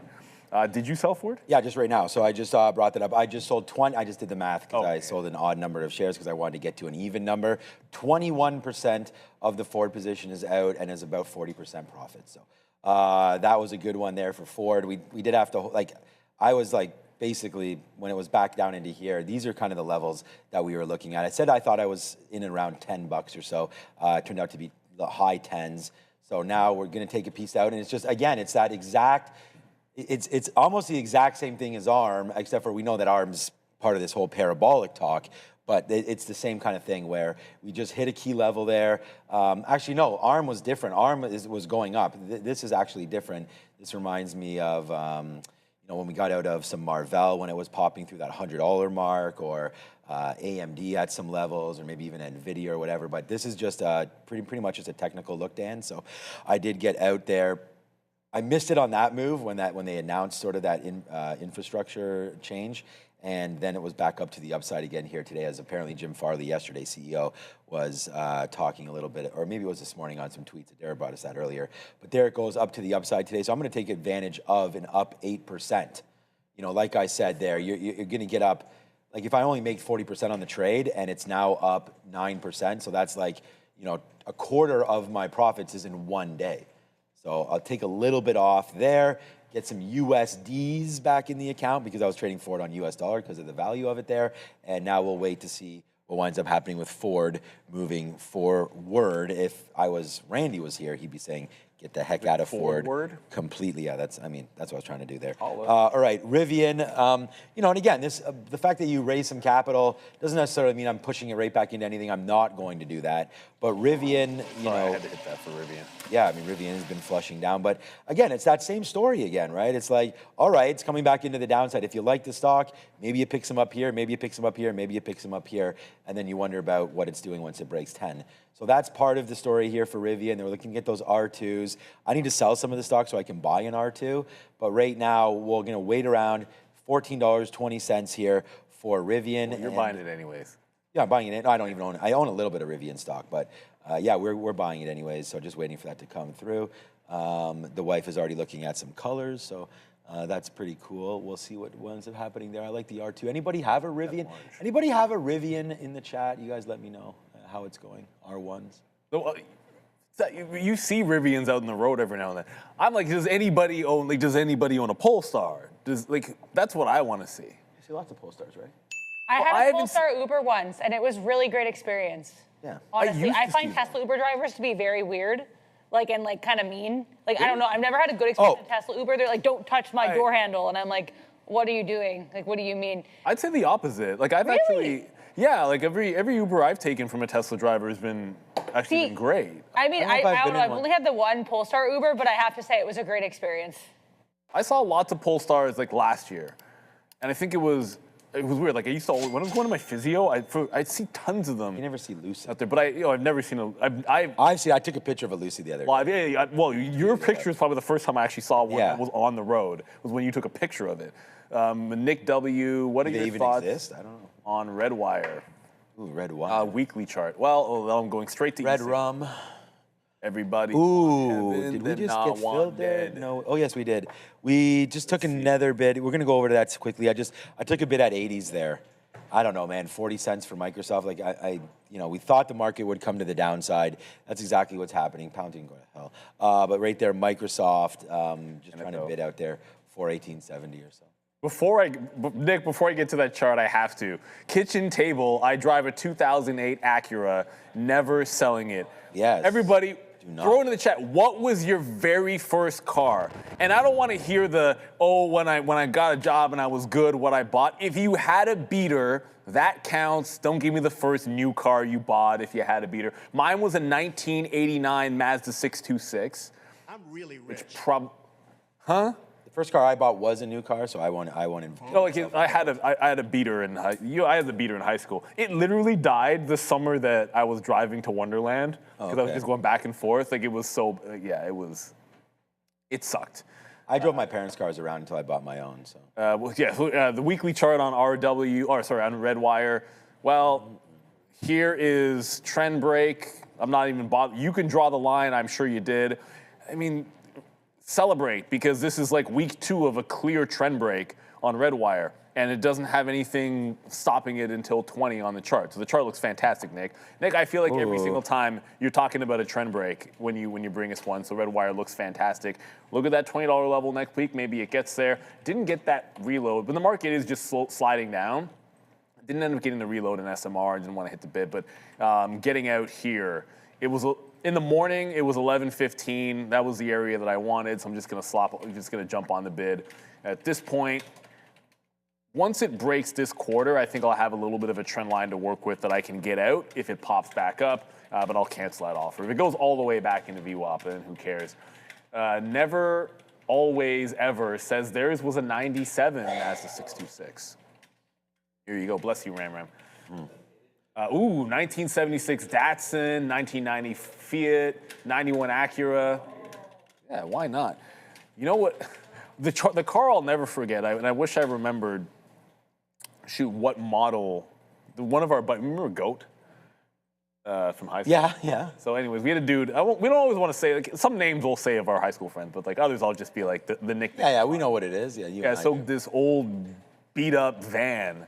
And the good thing about a van in high school is like you can take the crew around. Yeah, you can shove everybody in there. So he was like the chauffeur, and it was so gangster, and he would abuse the living. This dude, like you'd get into the van, and then he'd say, "Don't close the door. Don't close the door. Don't do the sliding door." And then he would just start peeling, and then he'd slam the brakes to close the van door. Yeah, he once did that when somebody didn't know what was up. It was my brother, and like Len I said my brother's name, you guys. And then he goes to like close the thing, and then he pulls that. He's like, "What the hell are you doing?" This guy has had many issues. I don't know if he does anymore. Oh, he's crazy. Yeah, exactly. Oh yeah, he was. You know when you have that one friend, like he was good people's, but yeah, I mean, you straight up 100%, you wouldn't mess with him. He was like 6'5", pretty good athlete, and that's not the dude that you ever want to mess with. If he gets that look, be cool, Goat. Everything's fine. And I don't remember why he had the nickname Goat. It's not what you think. It's not like, it wasn't like the LeBron or like Michael Jordan. Nobody was calling anybody goats back then, man. No, it was literally Goat. And I don't know where it came from, but everyone was calling him Goat from like grade 10. I don't know why either. I think it's because didn't he have some facial hair or something? Was it that? I don't know. Maybe it was that. But I obviously I know exactly what you're talking about. So shout out to high school. Neil and I went to the same high school, so that's how long we've been around together. Okay. Look, this was another trade right here. I mean, how about arm breaking VWAP? So there it is, man. 316 Austin. Too bad Joe's not here. But there's the break right down through now. There goes breaking through VWAP. Like everything is going down, really except for Microsoft. Like Palantir's starting to bleed down through now. I mean, remember, we were short at 20s. It's now at 80s the other way around, so that should be a 40-cent win. It's not. Microsoft trying to bleed as well. We just take another fill. Okay, here it goes. So we're just taking another fill down there at 50s. Now 60s, here it goes. Now we're starting to get to the downside. Let's go back over, whenever Dara's ready, we can, okay, she's not ready yet. All right, I'm gonna take another bid here. I'm actually bidding 33s, so let's go Microsoft. So, okay, we'll turn our frown upside down now as Softy coming in, filling in the 30s right now. So let's go to the downside. There's a good fill for us, so we'll say, another one. too bad we don't have, Another one. but I'm gonna look for. Another one. But there it goes, Microsoft downside. We've got the short on, and we're starting to print a little bit here. Wish that we still had that Palantir, stopped out of that one. This would have been a day maker for me, but that's too bad. Ooh, Adara's at the wall right now. So let's go. Aren't you all fancy over there? Let's go see what's going on at this wall. What's going on at the wall, Sean, is a teaser for an infographic that's going to be coming out on Memorial Day. That's right, guys. Expect posts all 3 days of this long weekend. Now, I thought this was interesting. What I wanted to do, and I do this for certain holiday weeks or like weeks that kind of we get seasonally every single year. How does the market generally perform on the week of Memorial Day? Now, what's interesting is you can see a pattern. I'm going to be like a weather girl. I'm going to move over here to show you guys. You can see a pattern over the last 4, I guess those are like the older years. I mean, these 4 years here. So you've got 2022, we're red on the Memorial Day week. 2023, we're up on the holiday shortened Memorial Day week. 2024, we're down. 2025, we're up. Now, if this pattern repeats, we could be red next week. Now, this is obviously just a couple years worth of data, but I think an interesting look. And as you can see, around the pandemic, you had massive swings, one very red week the year before, and then one very green week the year after. Again, this is not live yet. You can find it on X at TTV Research on Monday morning. Happy Memorial Day. I was just saying to Neil, like, that's how good Adara is. Like, she probably just built that when I was mentioning about what was going on this long weekend, right? And like, it's just like really quick. 100p. Yeah, great. So great job, Adara. Thanks for that. I think we had to do more of those things, just little quips like that, little, quick little looks. Visually, it's awesome to look at that. And I think, yeah, you nailed it talking about the different situations. Like, what was it? Yeah, like we have 4 financial weeks crisis, before, we have this and that, then COVID. what is it after? It'll be interesting too. Like, what's the, like when we get 3 massive IPOs, well, I'm assuming we'll get 3 massive IPOs this year. I'm making the assumption that we're going to get Anthropic. Yeah, I'm not sure about Anthropic, but we know we'll get the other. We know we're getting 2. Like, does the performance of SpaceX have any effect on what OpenAI will be? It's interesting. Like, when was the last time? Like, first of all, there's very few. I would imagine there'd be very few years where you have 2 IPOs that are both record-breaking in the same year. So there can't be that many instances of it. And to an extent, the appetite of one might tell you something about the other. So that's the kind of thing you can look out for. Like, we're going to get, it's an unprecedented IPO. It's gigantic. So it's going to be a bit of an outlier on its own. And the same thing is going to be true of OpenAI. I hope we still, because you have to wonder, if OpenAI, let's imagine that tanks. Let's just say imagine it's a bad IPO. It might make it less likely that we see Anthropic. Okay? Like, I think that's something to even consider as well. And there was a point we thought we'd get them before. And then the lawsuit going against Elon, that helped OpenAI, because that was one of the overhangs. They needed to have that resolved before, because realistically, if Elon had won, you wouldn't be seeing the OpenAI IPO, period. Not if he got any kind of a reasonable settlement. It just wasn't going to be a possibility. All right, the trail's going to be in. The market's making a bit of a bounce, but I said if we broke down underneath like 1130, then we'd have like a deep trend line. So play to the low, but if we break the trend, I'm jumping out of SMR. That's gone in the red. All the strong names, Rigetti's back down into VWAP, QBTS, that's down into, it's still up 10%, but down into like 28 quarter. This is where it was at 940 or so. So you're getting a pretty hefty pullback, and you might see a little bit of buying. With only 30 minutes or less than 30 minutes to go, I don't think we're expecting anything crazy. Hey, look who's at number 1. So Sean didn't sell his Ford shares. Oh, it's still sitting there? What? It didn't execute? Well, you put it into the auction. That's going to sell till 4 But that's o'clock. my full position. I got out of 20%. But who knew? What a coincidence. I don't know, yeah. Okay, well, that's that 26,000. I guess that's what paired. There you go. Yeah, so it's a good thing I put in the auction there. FXI, 1.1 million sell. CRM, 900,000 sell. What's that doing? Probably nothing good. Let's be real. Hey, good bounce for CRM today. Up 2.5%. That was looking pretty dead when we left you in the morning. Not pretty dead. That was looking straight up dead when we left you guys on the morning show. And the daily chart still looks pretty nasty for them. But you know what? Maybe, just maybe, this will break that 50 period. ServiceNow looks better than them by a lot. The IGV itself looks better. That was probably the easier way to play the software bounce. Oh, that's right, ServiceNow's not split adjusted. This looks good, but if you just said, well, I don't know who's gonna bounce. Damn it, we're getting close to that. Just go for the IGV. That looks much, much better on the bounce. Like, look at this. This is the perfect case where just not trying to pick which of a bad group is gonna be the best. If you just bought the 50 period hold on the IGV. I mean, of course, if you bought anything else that's better, you'd be good, but instead of trying to pick which software name is the best, you could have just had this. So I'm going to be trailing out of SMR, then I'm looking for an imbalance trade potentially. It's still the end of the week. We have that Peloton coming on Tuesday. Maybe there's something there. All right, we're going to go find out who made all the money around here at Real Trading. And this is part of the stuff that I'm talking about, right? Like, why I'm talking about, you know, part-time job versus full-time job versus everything. Like, these are the top 10 out of 3,000 traders, all right? Number 10 comes in at $4,000. You know, this is daily numbers. So Canada, NASDAQ. Here we go. This is what we're talking about at Real Trading. This is what it's all about. You know, you're trading there in Europe. You're trading 5 different markets right there in $5,000. So congratulations to that trader. And then everybody else is NASDAQ, Amex. So, you know, possible, like we said, USO, Boyle, things like that. This is from yesterday's numbers. It's not today's. So this is yesterday's top 10. And it's, you know, it's not super exciting, right? So some days these numbers are outrageous, and that goes back to what we talked about before, or Neil did there when you talked about, you know, 20%, 80%, different rules like that. And so there it goes, man. Congratulations to anybody who made this list. Those are decent numbers for sure. I hope you didn't give it back today, and hopefully. I think that's part of it, right? And I think sometimes when you see big numbers like that, those are traders that might be rolling Z dice, but we're not rolling too many dices here, but we are doing some of these because we did take Microsoft for $1 as that came right back in right down there. And so, you know, clearing out some of that as it came back through, and we were getting frustrated with it. So obviously when it falls back in there, we get out. I'm still trying to hold half of this, but very weary of those exact imbalances that Neil just showed because not really certain Only takes one. Yeah, like yesterday, right? Everything was a sell except for Microsoft was a buy, and I was short Microsoft. So, you know, if Microsoft was a buy yesterday, very possibly, here, I'll show you what happened at the end of the day.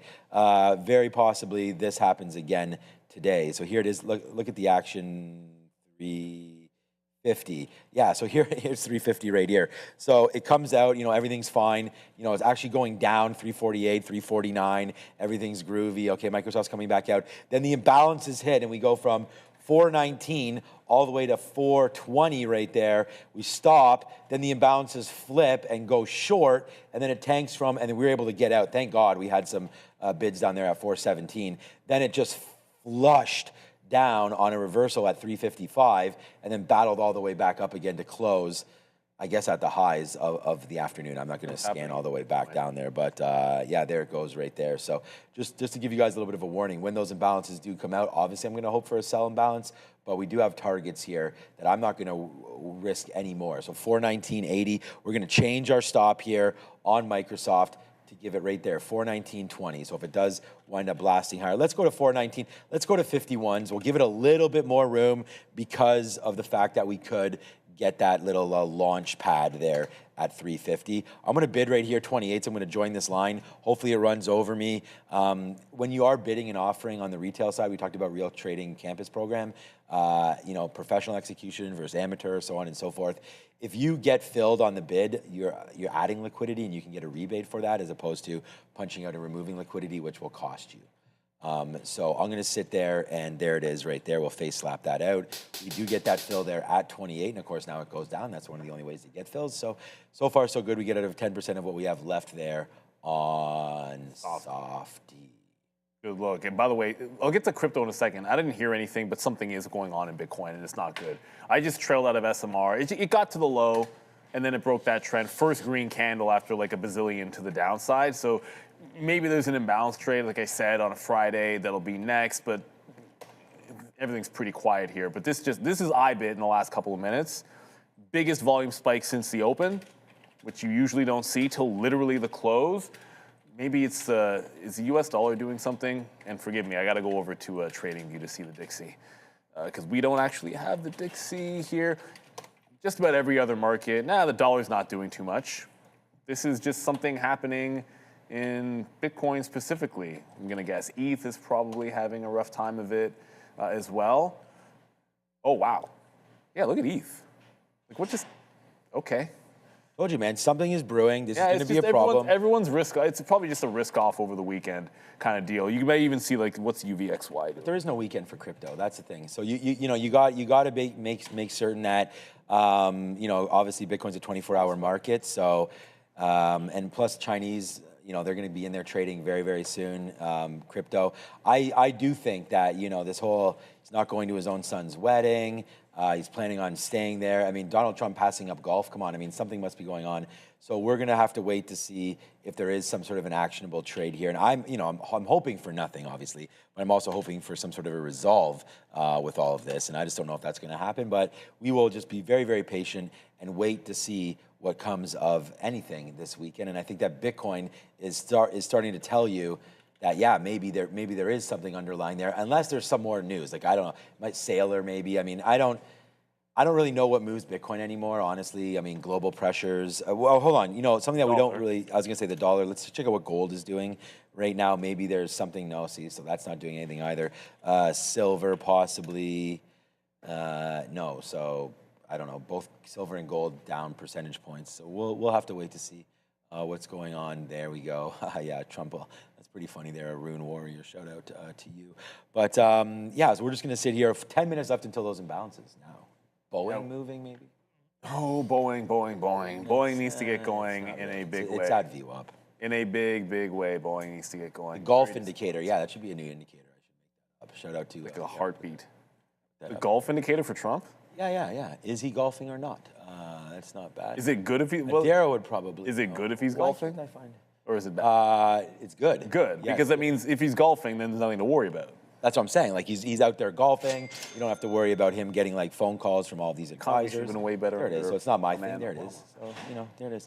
The golfing indicator. I think that's not a bad one there. Getting golfing weather here, that's for sure. Yeah, man. It's not this weekend. This weekend is horrible. I just looked. We play tomorrow at 3 p.m. So we're not playing tomorrow at 3 p.m. We are now 4-0-1. Your Red Sox. Stop raining. Nice. Play the number one team though on the weekend, but not around. Maybe you have to move that date a little bit. Thoughts? Yeah, on the league will do that. Well, Red Cat, like everything else, is getting the whole risk off to end the day here today, which sucks because there's probably a lot of things that looked a lot better 30 minutes ago than they do now. All day uptrend broken right at the end of the day. That's basically every other chart. But usually you get your rounded bottom. You get your rounded bottom here and then breakout. So if it holds on to, what's that, like 920 or so, that's still a pretty constructive day. If it loses 920, then it kind of loses a bit of the bid. And when you do that and you're in a downtrend, that sucks. So you at least have a level that it can hold above on this little bit of a pullback. Let's go to Adara, another update. A surprise appearance from President Trump, because what other way should we be ending the week? He is mouthing the lyrics to God Bless the USA that I would like to emphasize, this was not on his calendar. This was not on his calendar. But he's in New York right now. He's having a really good time. So far, he's just begun speaking after the him dancing to music portion of events. But if there are any comments of note that are made, I will keep you posted. Yeah, again, guys, I want to stress this was not even on his schedule. Back to you. Is he though? New York. And he's just in front of the press right now, I guess. Okay. Yeah, he was dancing, like I said. Dancing indicator? I mean, I don't know. Well, he's loving life. I mean, why wouldn't he, right? I mean, he's in charge. I mean, you're literally the most powerful man in the world. Yep. And willing to do something about it, right? That's the other difference, right? We really takes that role pretty seriously. I mean, we've had, obviously, there's been past presidents, maybe even the last one, that may not even be awake at this time. All right, 7. All right. I got you, Joe. Sleep is very important. Yeah, very important. I need more of it. That's for sure. Joe, I'm just here to have a good time. You know that, man. We've gone back and forth with that many times. All right, 758 right now, trying to get down to the downside. I'm not talking about his health. I mean, I feel bad about his health. I mean, obviously, we wish everybody the best. There it is, man. 758 trying to break lower there. There's Micron. And we actually, you know what? Here, let's look at this. We talked about ARM maybe breaking. Could have been something to look at. And there it is, right? So it does not. It breaks VWAP fine, but that's not going to be a winning trade. I mean, if you're looking to take $1 on it, you would have got something close to that. But then there's the move right back up. I feel like even if you take $1 there, I'm not sure how much you get out, and then it goes back to the downside. Because I don't know if you actually give it, like $1 there is not going to be enough room for an ARM. But anyways, it's there's the move back in. There's a 200 period for ARM right now. Up a great 2.4% again for ARM. Then the other one that's been going ham. We could look at SNDK. We just looked at Micron as well. Okay, good. So Marvell holding 3%. Yeah, Google's still down 1%, right? Yeah, at the just new fresh low of the day there for Alphabet. Not a good end of the week. This one, I don't think it's all that bad. It just ran into the 400 level. You get to a top like this, you get a reversal, you get some profit taking, that kind of a notion. Hope maybe it gets back to the 50 period and gives you the 350 level. That'd be great. You pull back 10% from here. I guess not. It's no longer 10%, but it was this morning. Well, yesterday, I should say. And if you get down to the 350, that's the 50-period moving average. It's the breakout level. Like, there can be some pauses that if you're looking to get some in on dip buys, that's what you got to do. Look for the things that you like, and if we get a downturn, ask yourself what it is that you want to be picking up, if you have anything. If you don't, and there's stuff that you're scared of, maybe you take a little bit of profit. I guarantee you there's some people taking profit in quantum names. At that. Yeah, I think that's... I mean, there's... Like if you were long, let's just say you were long QBTS down here at $15. When it tagged 30, looking at this chart, you wouldn't take any profit on the way up? You sure you look silly? Because I remember, I still have some of it, but you still sell some on the way up, and it never looks great when you do, but when it goes to 46 and comes all the way back to 14, you do feel better that you at least have the optionality of, hey, I'm not holding the entire bag here, I can put some back into it. And if you might look bad selling some at 28, or maybe you'd look bad selling some at 34, but when it's back at $14, you have something to deploy if you think that it's a shot play. If it is Apple and you only buy it and you never sell it, that's a different story. 4 minutes to the imbalances. It's still just Ford. Go forward with the 1.8 sell million. Sorry, no one's pairing this off for you, Sean. XOM, 1.1 million to the sell side. I mean, there's nothing too crazy. Still CRM's an early look. What is XOM doing today? Probably having a decent day because off of the lows. Yeah, I mean, this is when you had that big turn on USO. So XOM basically the same chart. 130, there's your turn. 130, there's your turn. I don't think these guys are dead. I like CVX a bit better, but I think there'll be some. And also, energy is just typically a great hedge overall. You find a good one that pays you a dividend, and it's a good thing to have in your portfolio. Let's go to Adair.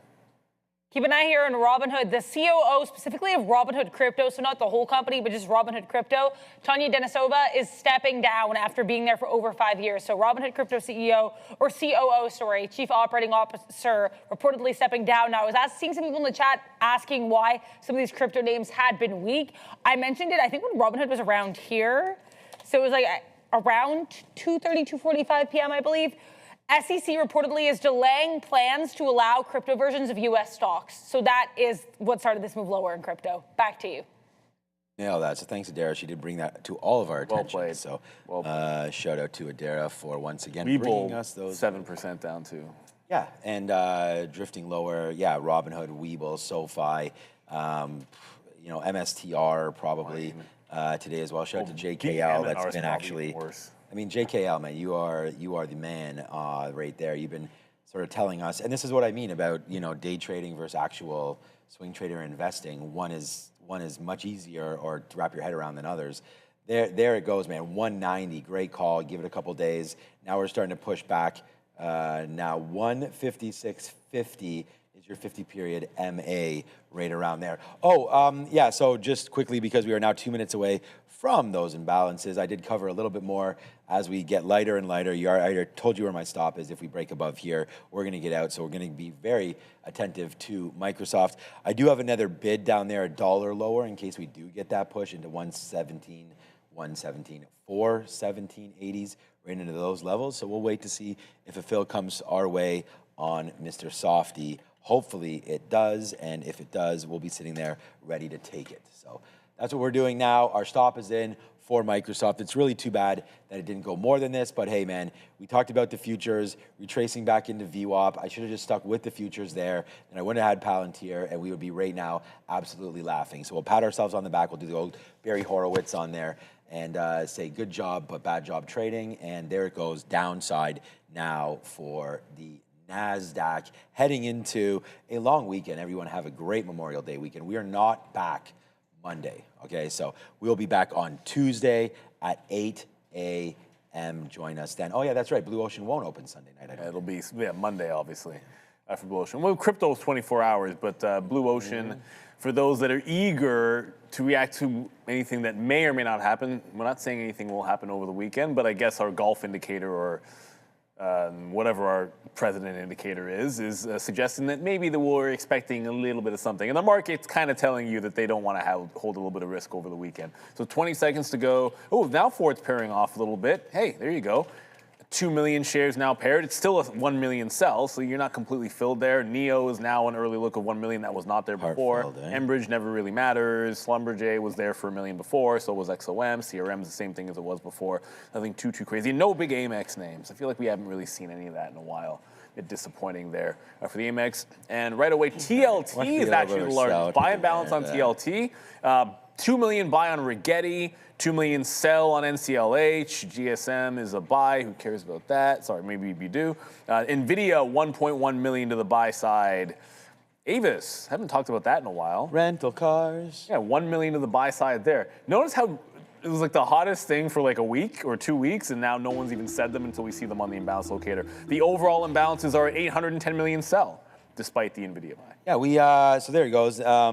Now, finally, I mean, we only went right back into where we, were got out in the past. I don't see Microsoft on here, but doesn't mean it's not. Netflix, sell side, not much going on there. QSR, okay, you already talked about it, but there goes Apple. Damn it, to short anything but Microsoft might have been right. NVIDIA, there's Amazon as well. Let's see what the sell side looks like on Amazon. Yeah, oh man, wow. Like I'm saying, this is when I shorted Palantir at 2 o'clock. 268.50. That's $2 right there. Palantir, different beast. Might have to stay away from that next week. Not trading properly for me. The TLT, this is probably not going to move it, but anyways, that's the biggest buy there, the Treasury. So we can have a quick little look to see what else is going on. All right, Microsoft, we covered that. Let's go take a look at Quantum, see if any of these names are pulling back a little bit. RGTI, $26. Yes, on a pullback. Its high was $1 ago, almost $28 right there on the high for Rigetti. Wow, I can't believe that was almost up like 30% again. Now pulling back down just a little bit there for, I guess, 25% for Rigetti.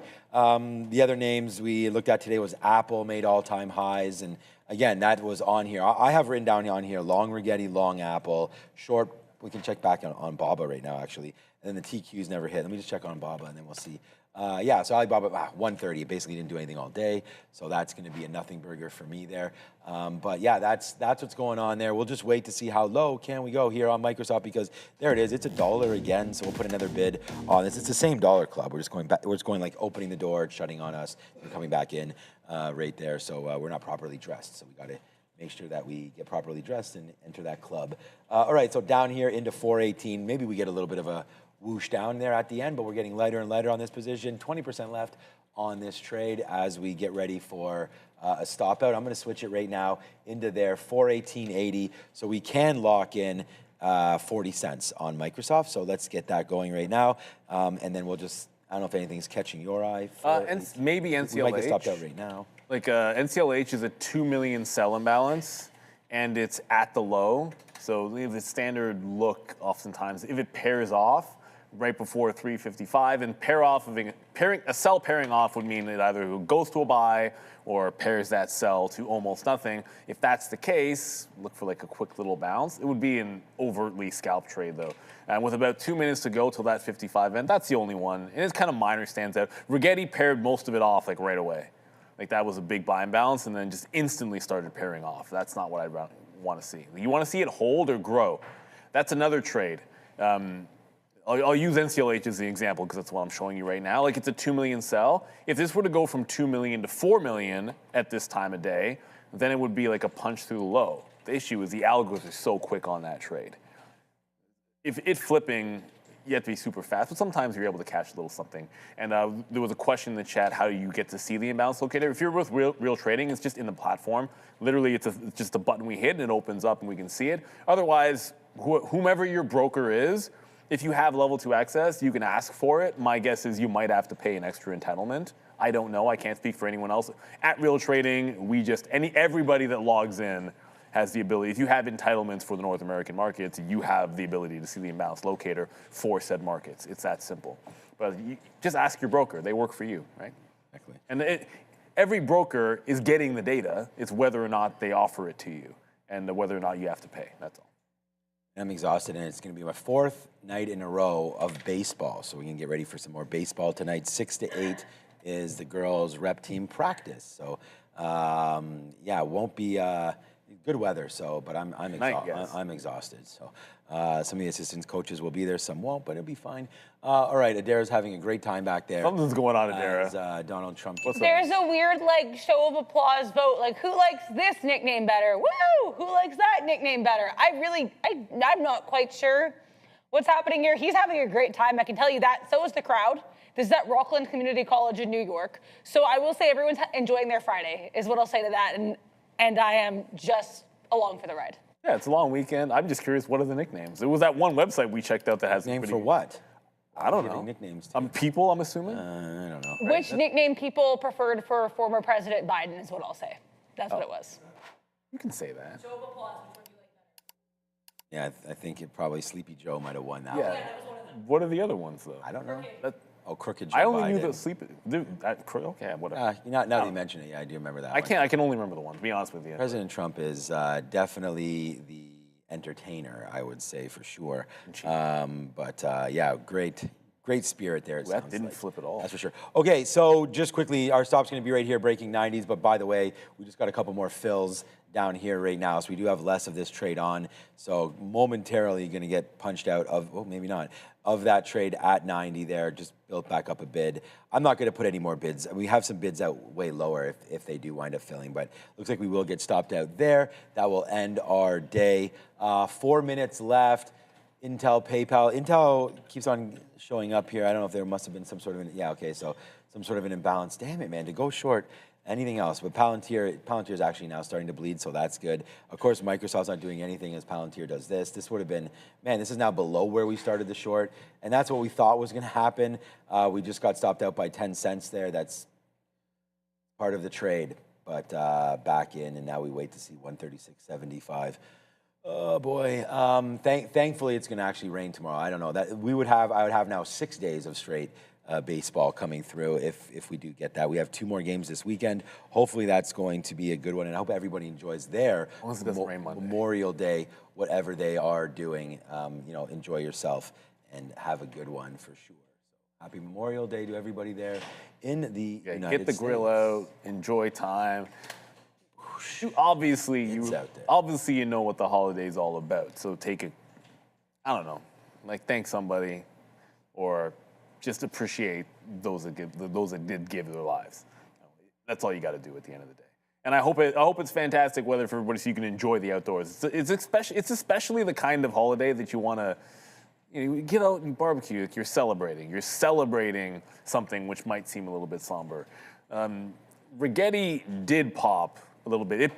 The bounce paired off on Rigetti, so I was like, whatever.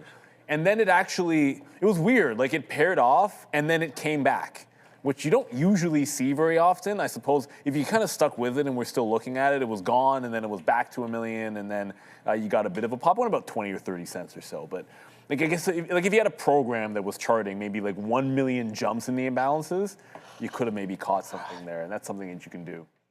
For sure. It is what it is. The market's rounding out a pretty decent week, I'd say. Because anytime you can be up in the face of what seems like, NVIDIA was down after their report, big report, good numbers, went down. The market is pricing in rates going up, market goes up. Oil is still, it's come down a little bit, but it's still off the highs, and we have no real resolution yet. Market's still up. You look at some of the most frothy names, you got small caps, which are running and squeezing. That's always good. You had the memory chip names that everyone thought, this is the pullback, blah, blah, blah, blah, and most of them were able to rebound. SNDK was a good one, but look at the rebound in Micron. Not going to be at the highs, but a pretty good rebound. And that was in the face of some selling. So it's going to be a good week regardless of how things seem to end here in the afternoon where it's a bit of risk off. What didn't have a good week is Bitcoin because it did absolutely nothing. And still, actually, it's going to be down on the week because we're at 75.8. Not a good look, Michael. Do something, Sailor. Buy more, brother. The problem is the guy saying like, oh, now we'll sell it. Oh, word? Now you'll sell it? You weren't willing to sell it when it was at 120, but now all of a sudden you're willing to sell some Bitcoin. Interesting. Interesting. I mean, I don't know. I'm still holding Bitcoin, so I don't know. I mean, I didn't sell any up there either, and but he's a lot smarter than I am, so I don't know where Bitcoin's going to go from here. I do the hope difference of his strategy. Higher. Because the original strategy was to only ever buy more. Right? That was his original. Yeah, and I still think he will buy more. All right, 30 seconds to go here. He's got to raise some money, which he'll be able to do in the open market. 20 seconds left. All right, the NASDAQ will have a great day at the end of the day. You know, still up 0.37%, new all-time highs. It obviously won't close there because, you know, we are there higher earlier on today. ES as well, new all-time highs, up 0.32. The Dow Jones, new all-time highs. IWM, new all-time highs. Everything really smoking. I better check that IWM comment. 287 and change was the all-time high for the IWM. Right now it's at 285, so we are getting close to that. The only thing that's not really at all-time highs is that, you know, that crypto market, as we just mentioned there, along with gold and silver, and there has been a pullback in those spaces as we go. But I am absolutely exhausted. It was a great week. It was only 4 days for me. It's only 4 days next week. Actually, I have Friday off next week, so I'm only on 3 days next week. Where's the tourney? No tournament next week. I'm just taking some time, so that should be a lot. Well, there is a tournament, yes, but it's a local, so I don't have to. I know there's a tournament. There's always a tournament. Yeah, man, it's either baseball or hockey. I mean, that's what it's all about. I'm just glad my other coaches are back this week. It was a long week. It was a long weekend here in Canada, so like, yeah, the coaches didn't make the game on Monday. They didn't make it on Friday. It's just better for the players because. Like I can't have somebody at first and like I want someone coaching first, I want coaching third. Some of my kids have not played ball at all. They need to be told when they should go to second. I love base. this year how your head coach and everything's my kids, my assistants, all this and that. It's hilarious. All right, it's a little different because it's a different sense of responsibility at the end of the day. No, that's why like on Monday, so I'm exhausted. So on Wednesday, like I can't do the NVIDIA show. I'm like, look. I can't have, like, sure, maybe I could have had, like, my parents take the bags there, but no, like, a coach should be there when practice starts, and we should get things going. Like, everyone has a responsibility. I can't show up a half an hour late because I felt a responsibility to the kids. But it is what it is. Everyone enjoy your weekend. According to our poll, there's going to be some steak had for the long weekend. You're going to be doing shrimp. I don't know what we're going to barbecue. 2 days ago. I don't know. Probably burgers. Hopefully we'll be doing some shrimp. Yeah, I want to do some burgers. What are y'all doing? Over the long weekend? I probably writing and hopefully, like, I don't know, cooking. I just like to play it by ear. Probably sleeping, honestly. Definitely sleeping. Nothing wrong with that. I think Joe has his mic. Joe doesn't have a mic.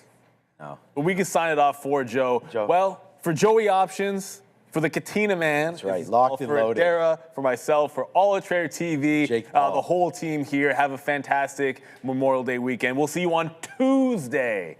Bright and early. Have a good one. Fade to us. Fade to black. Then.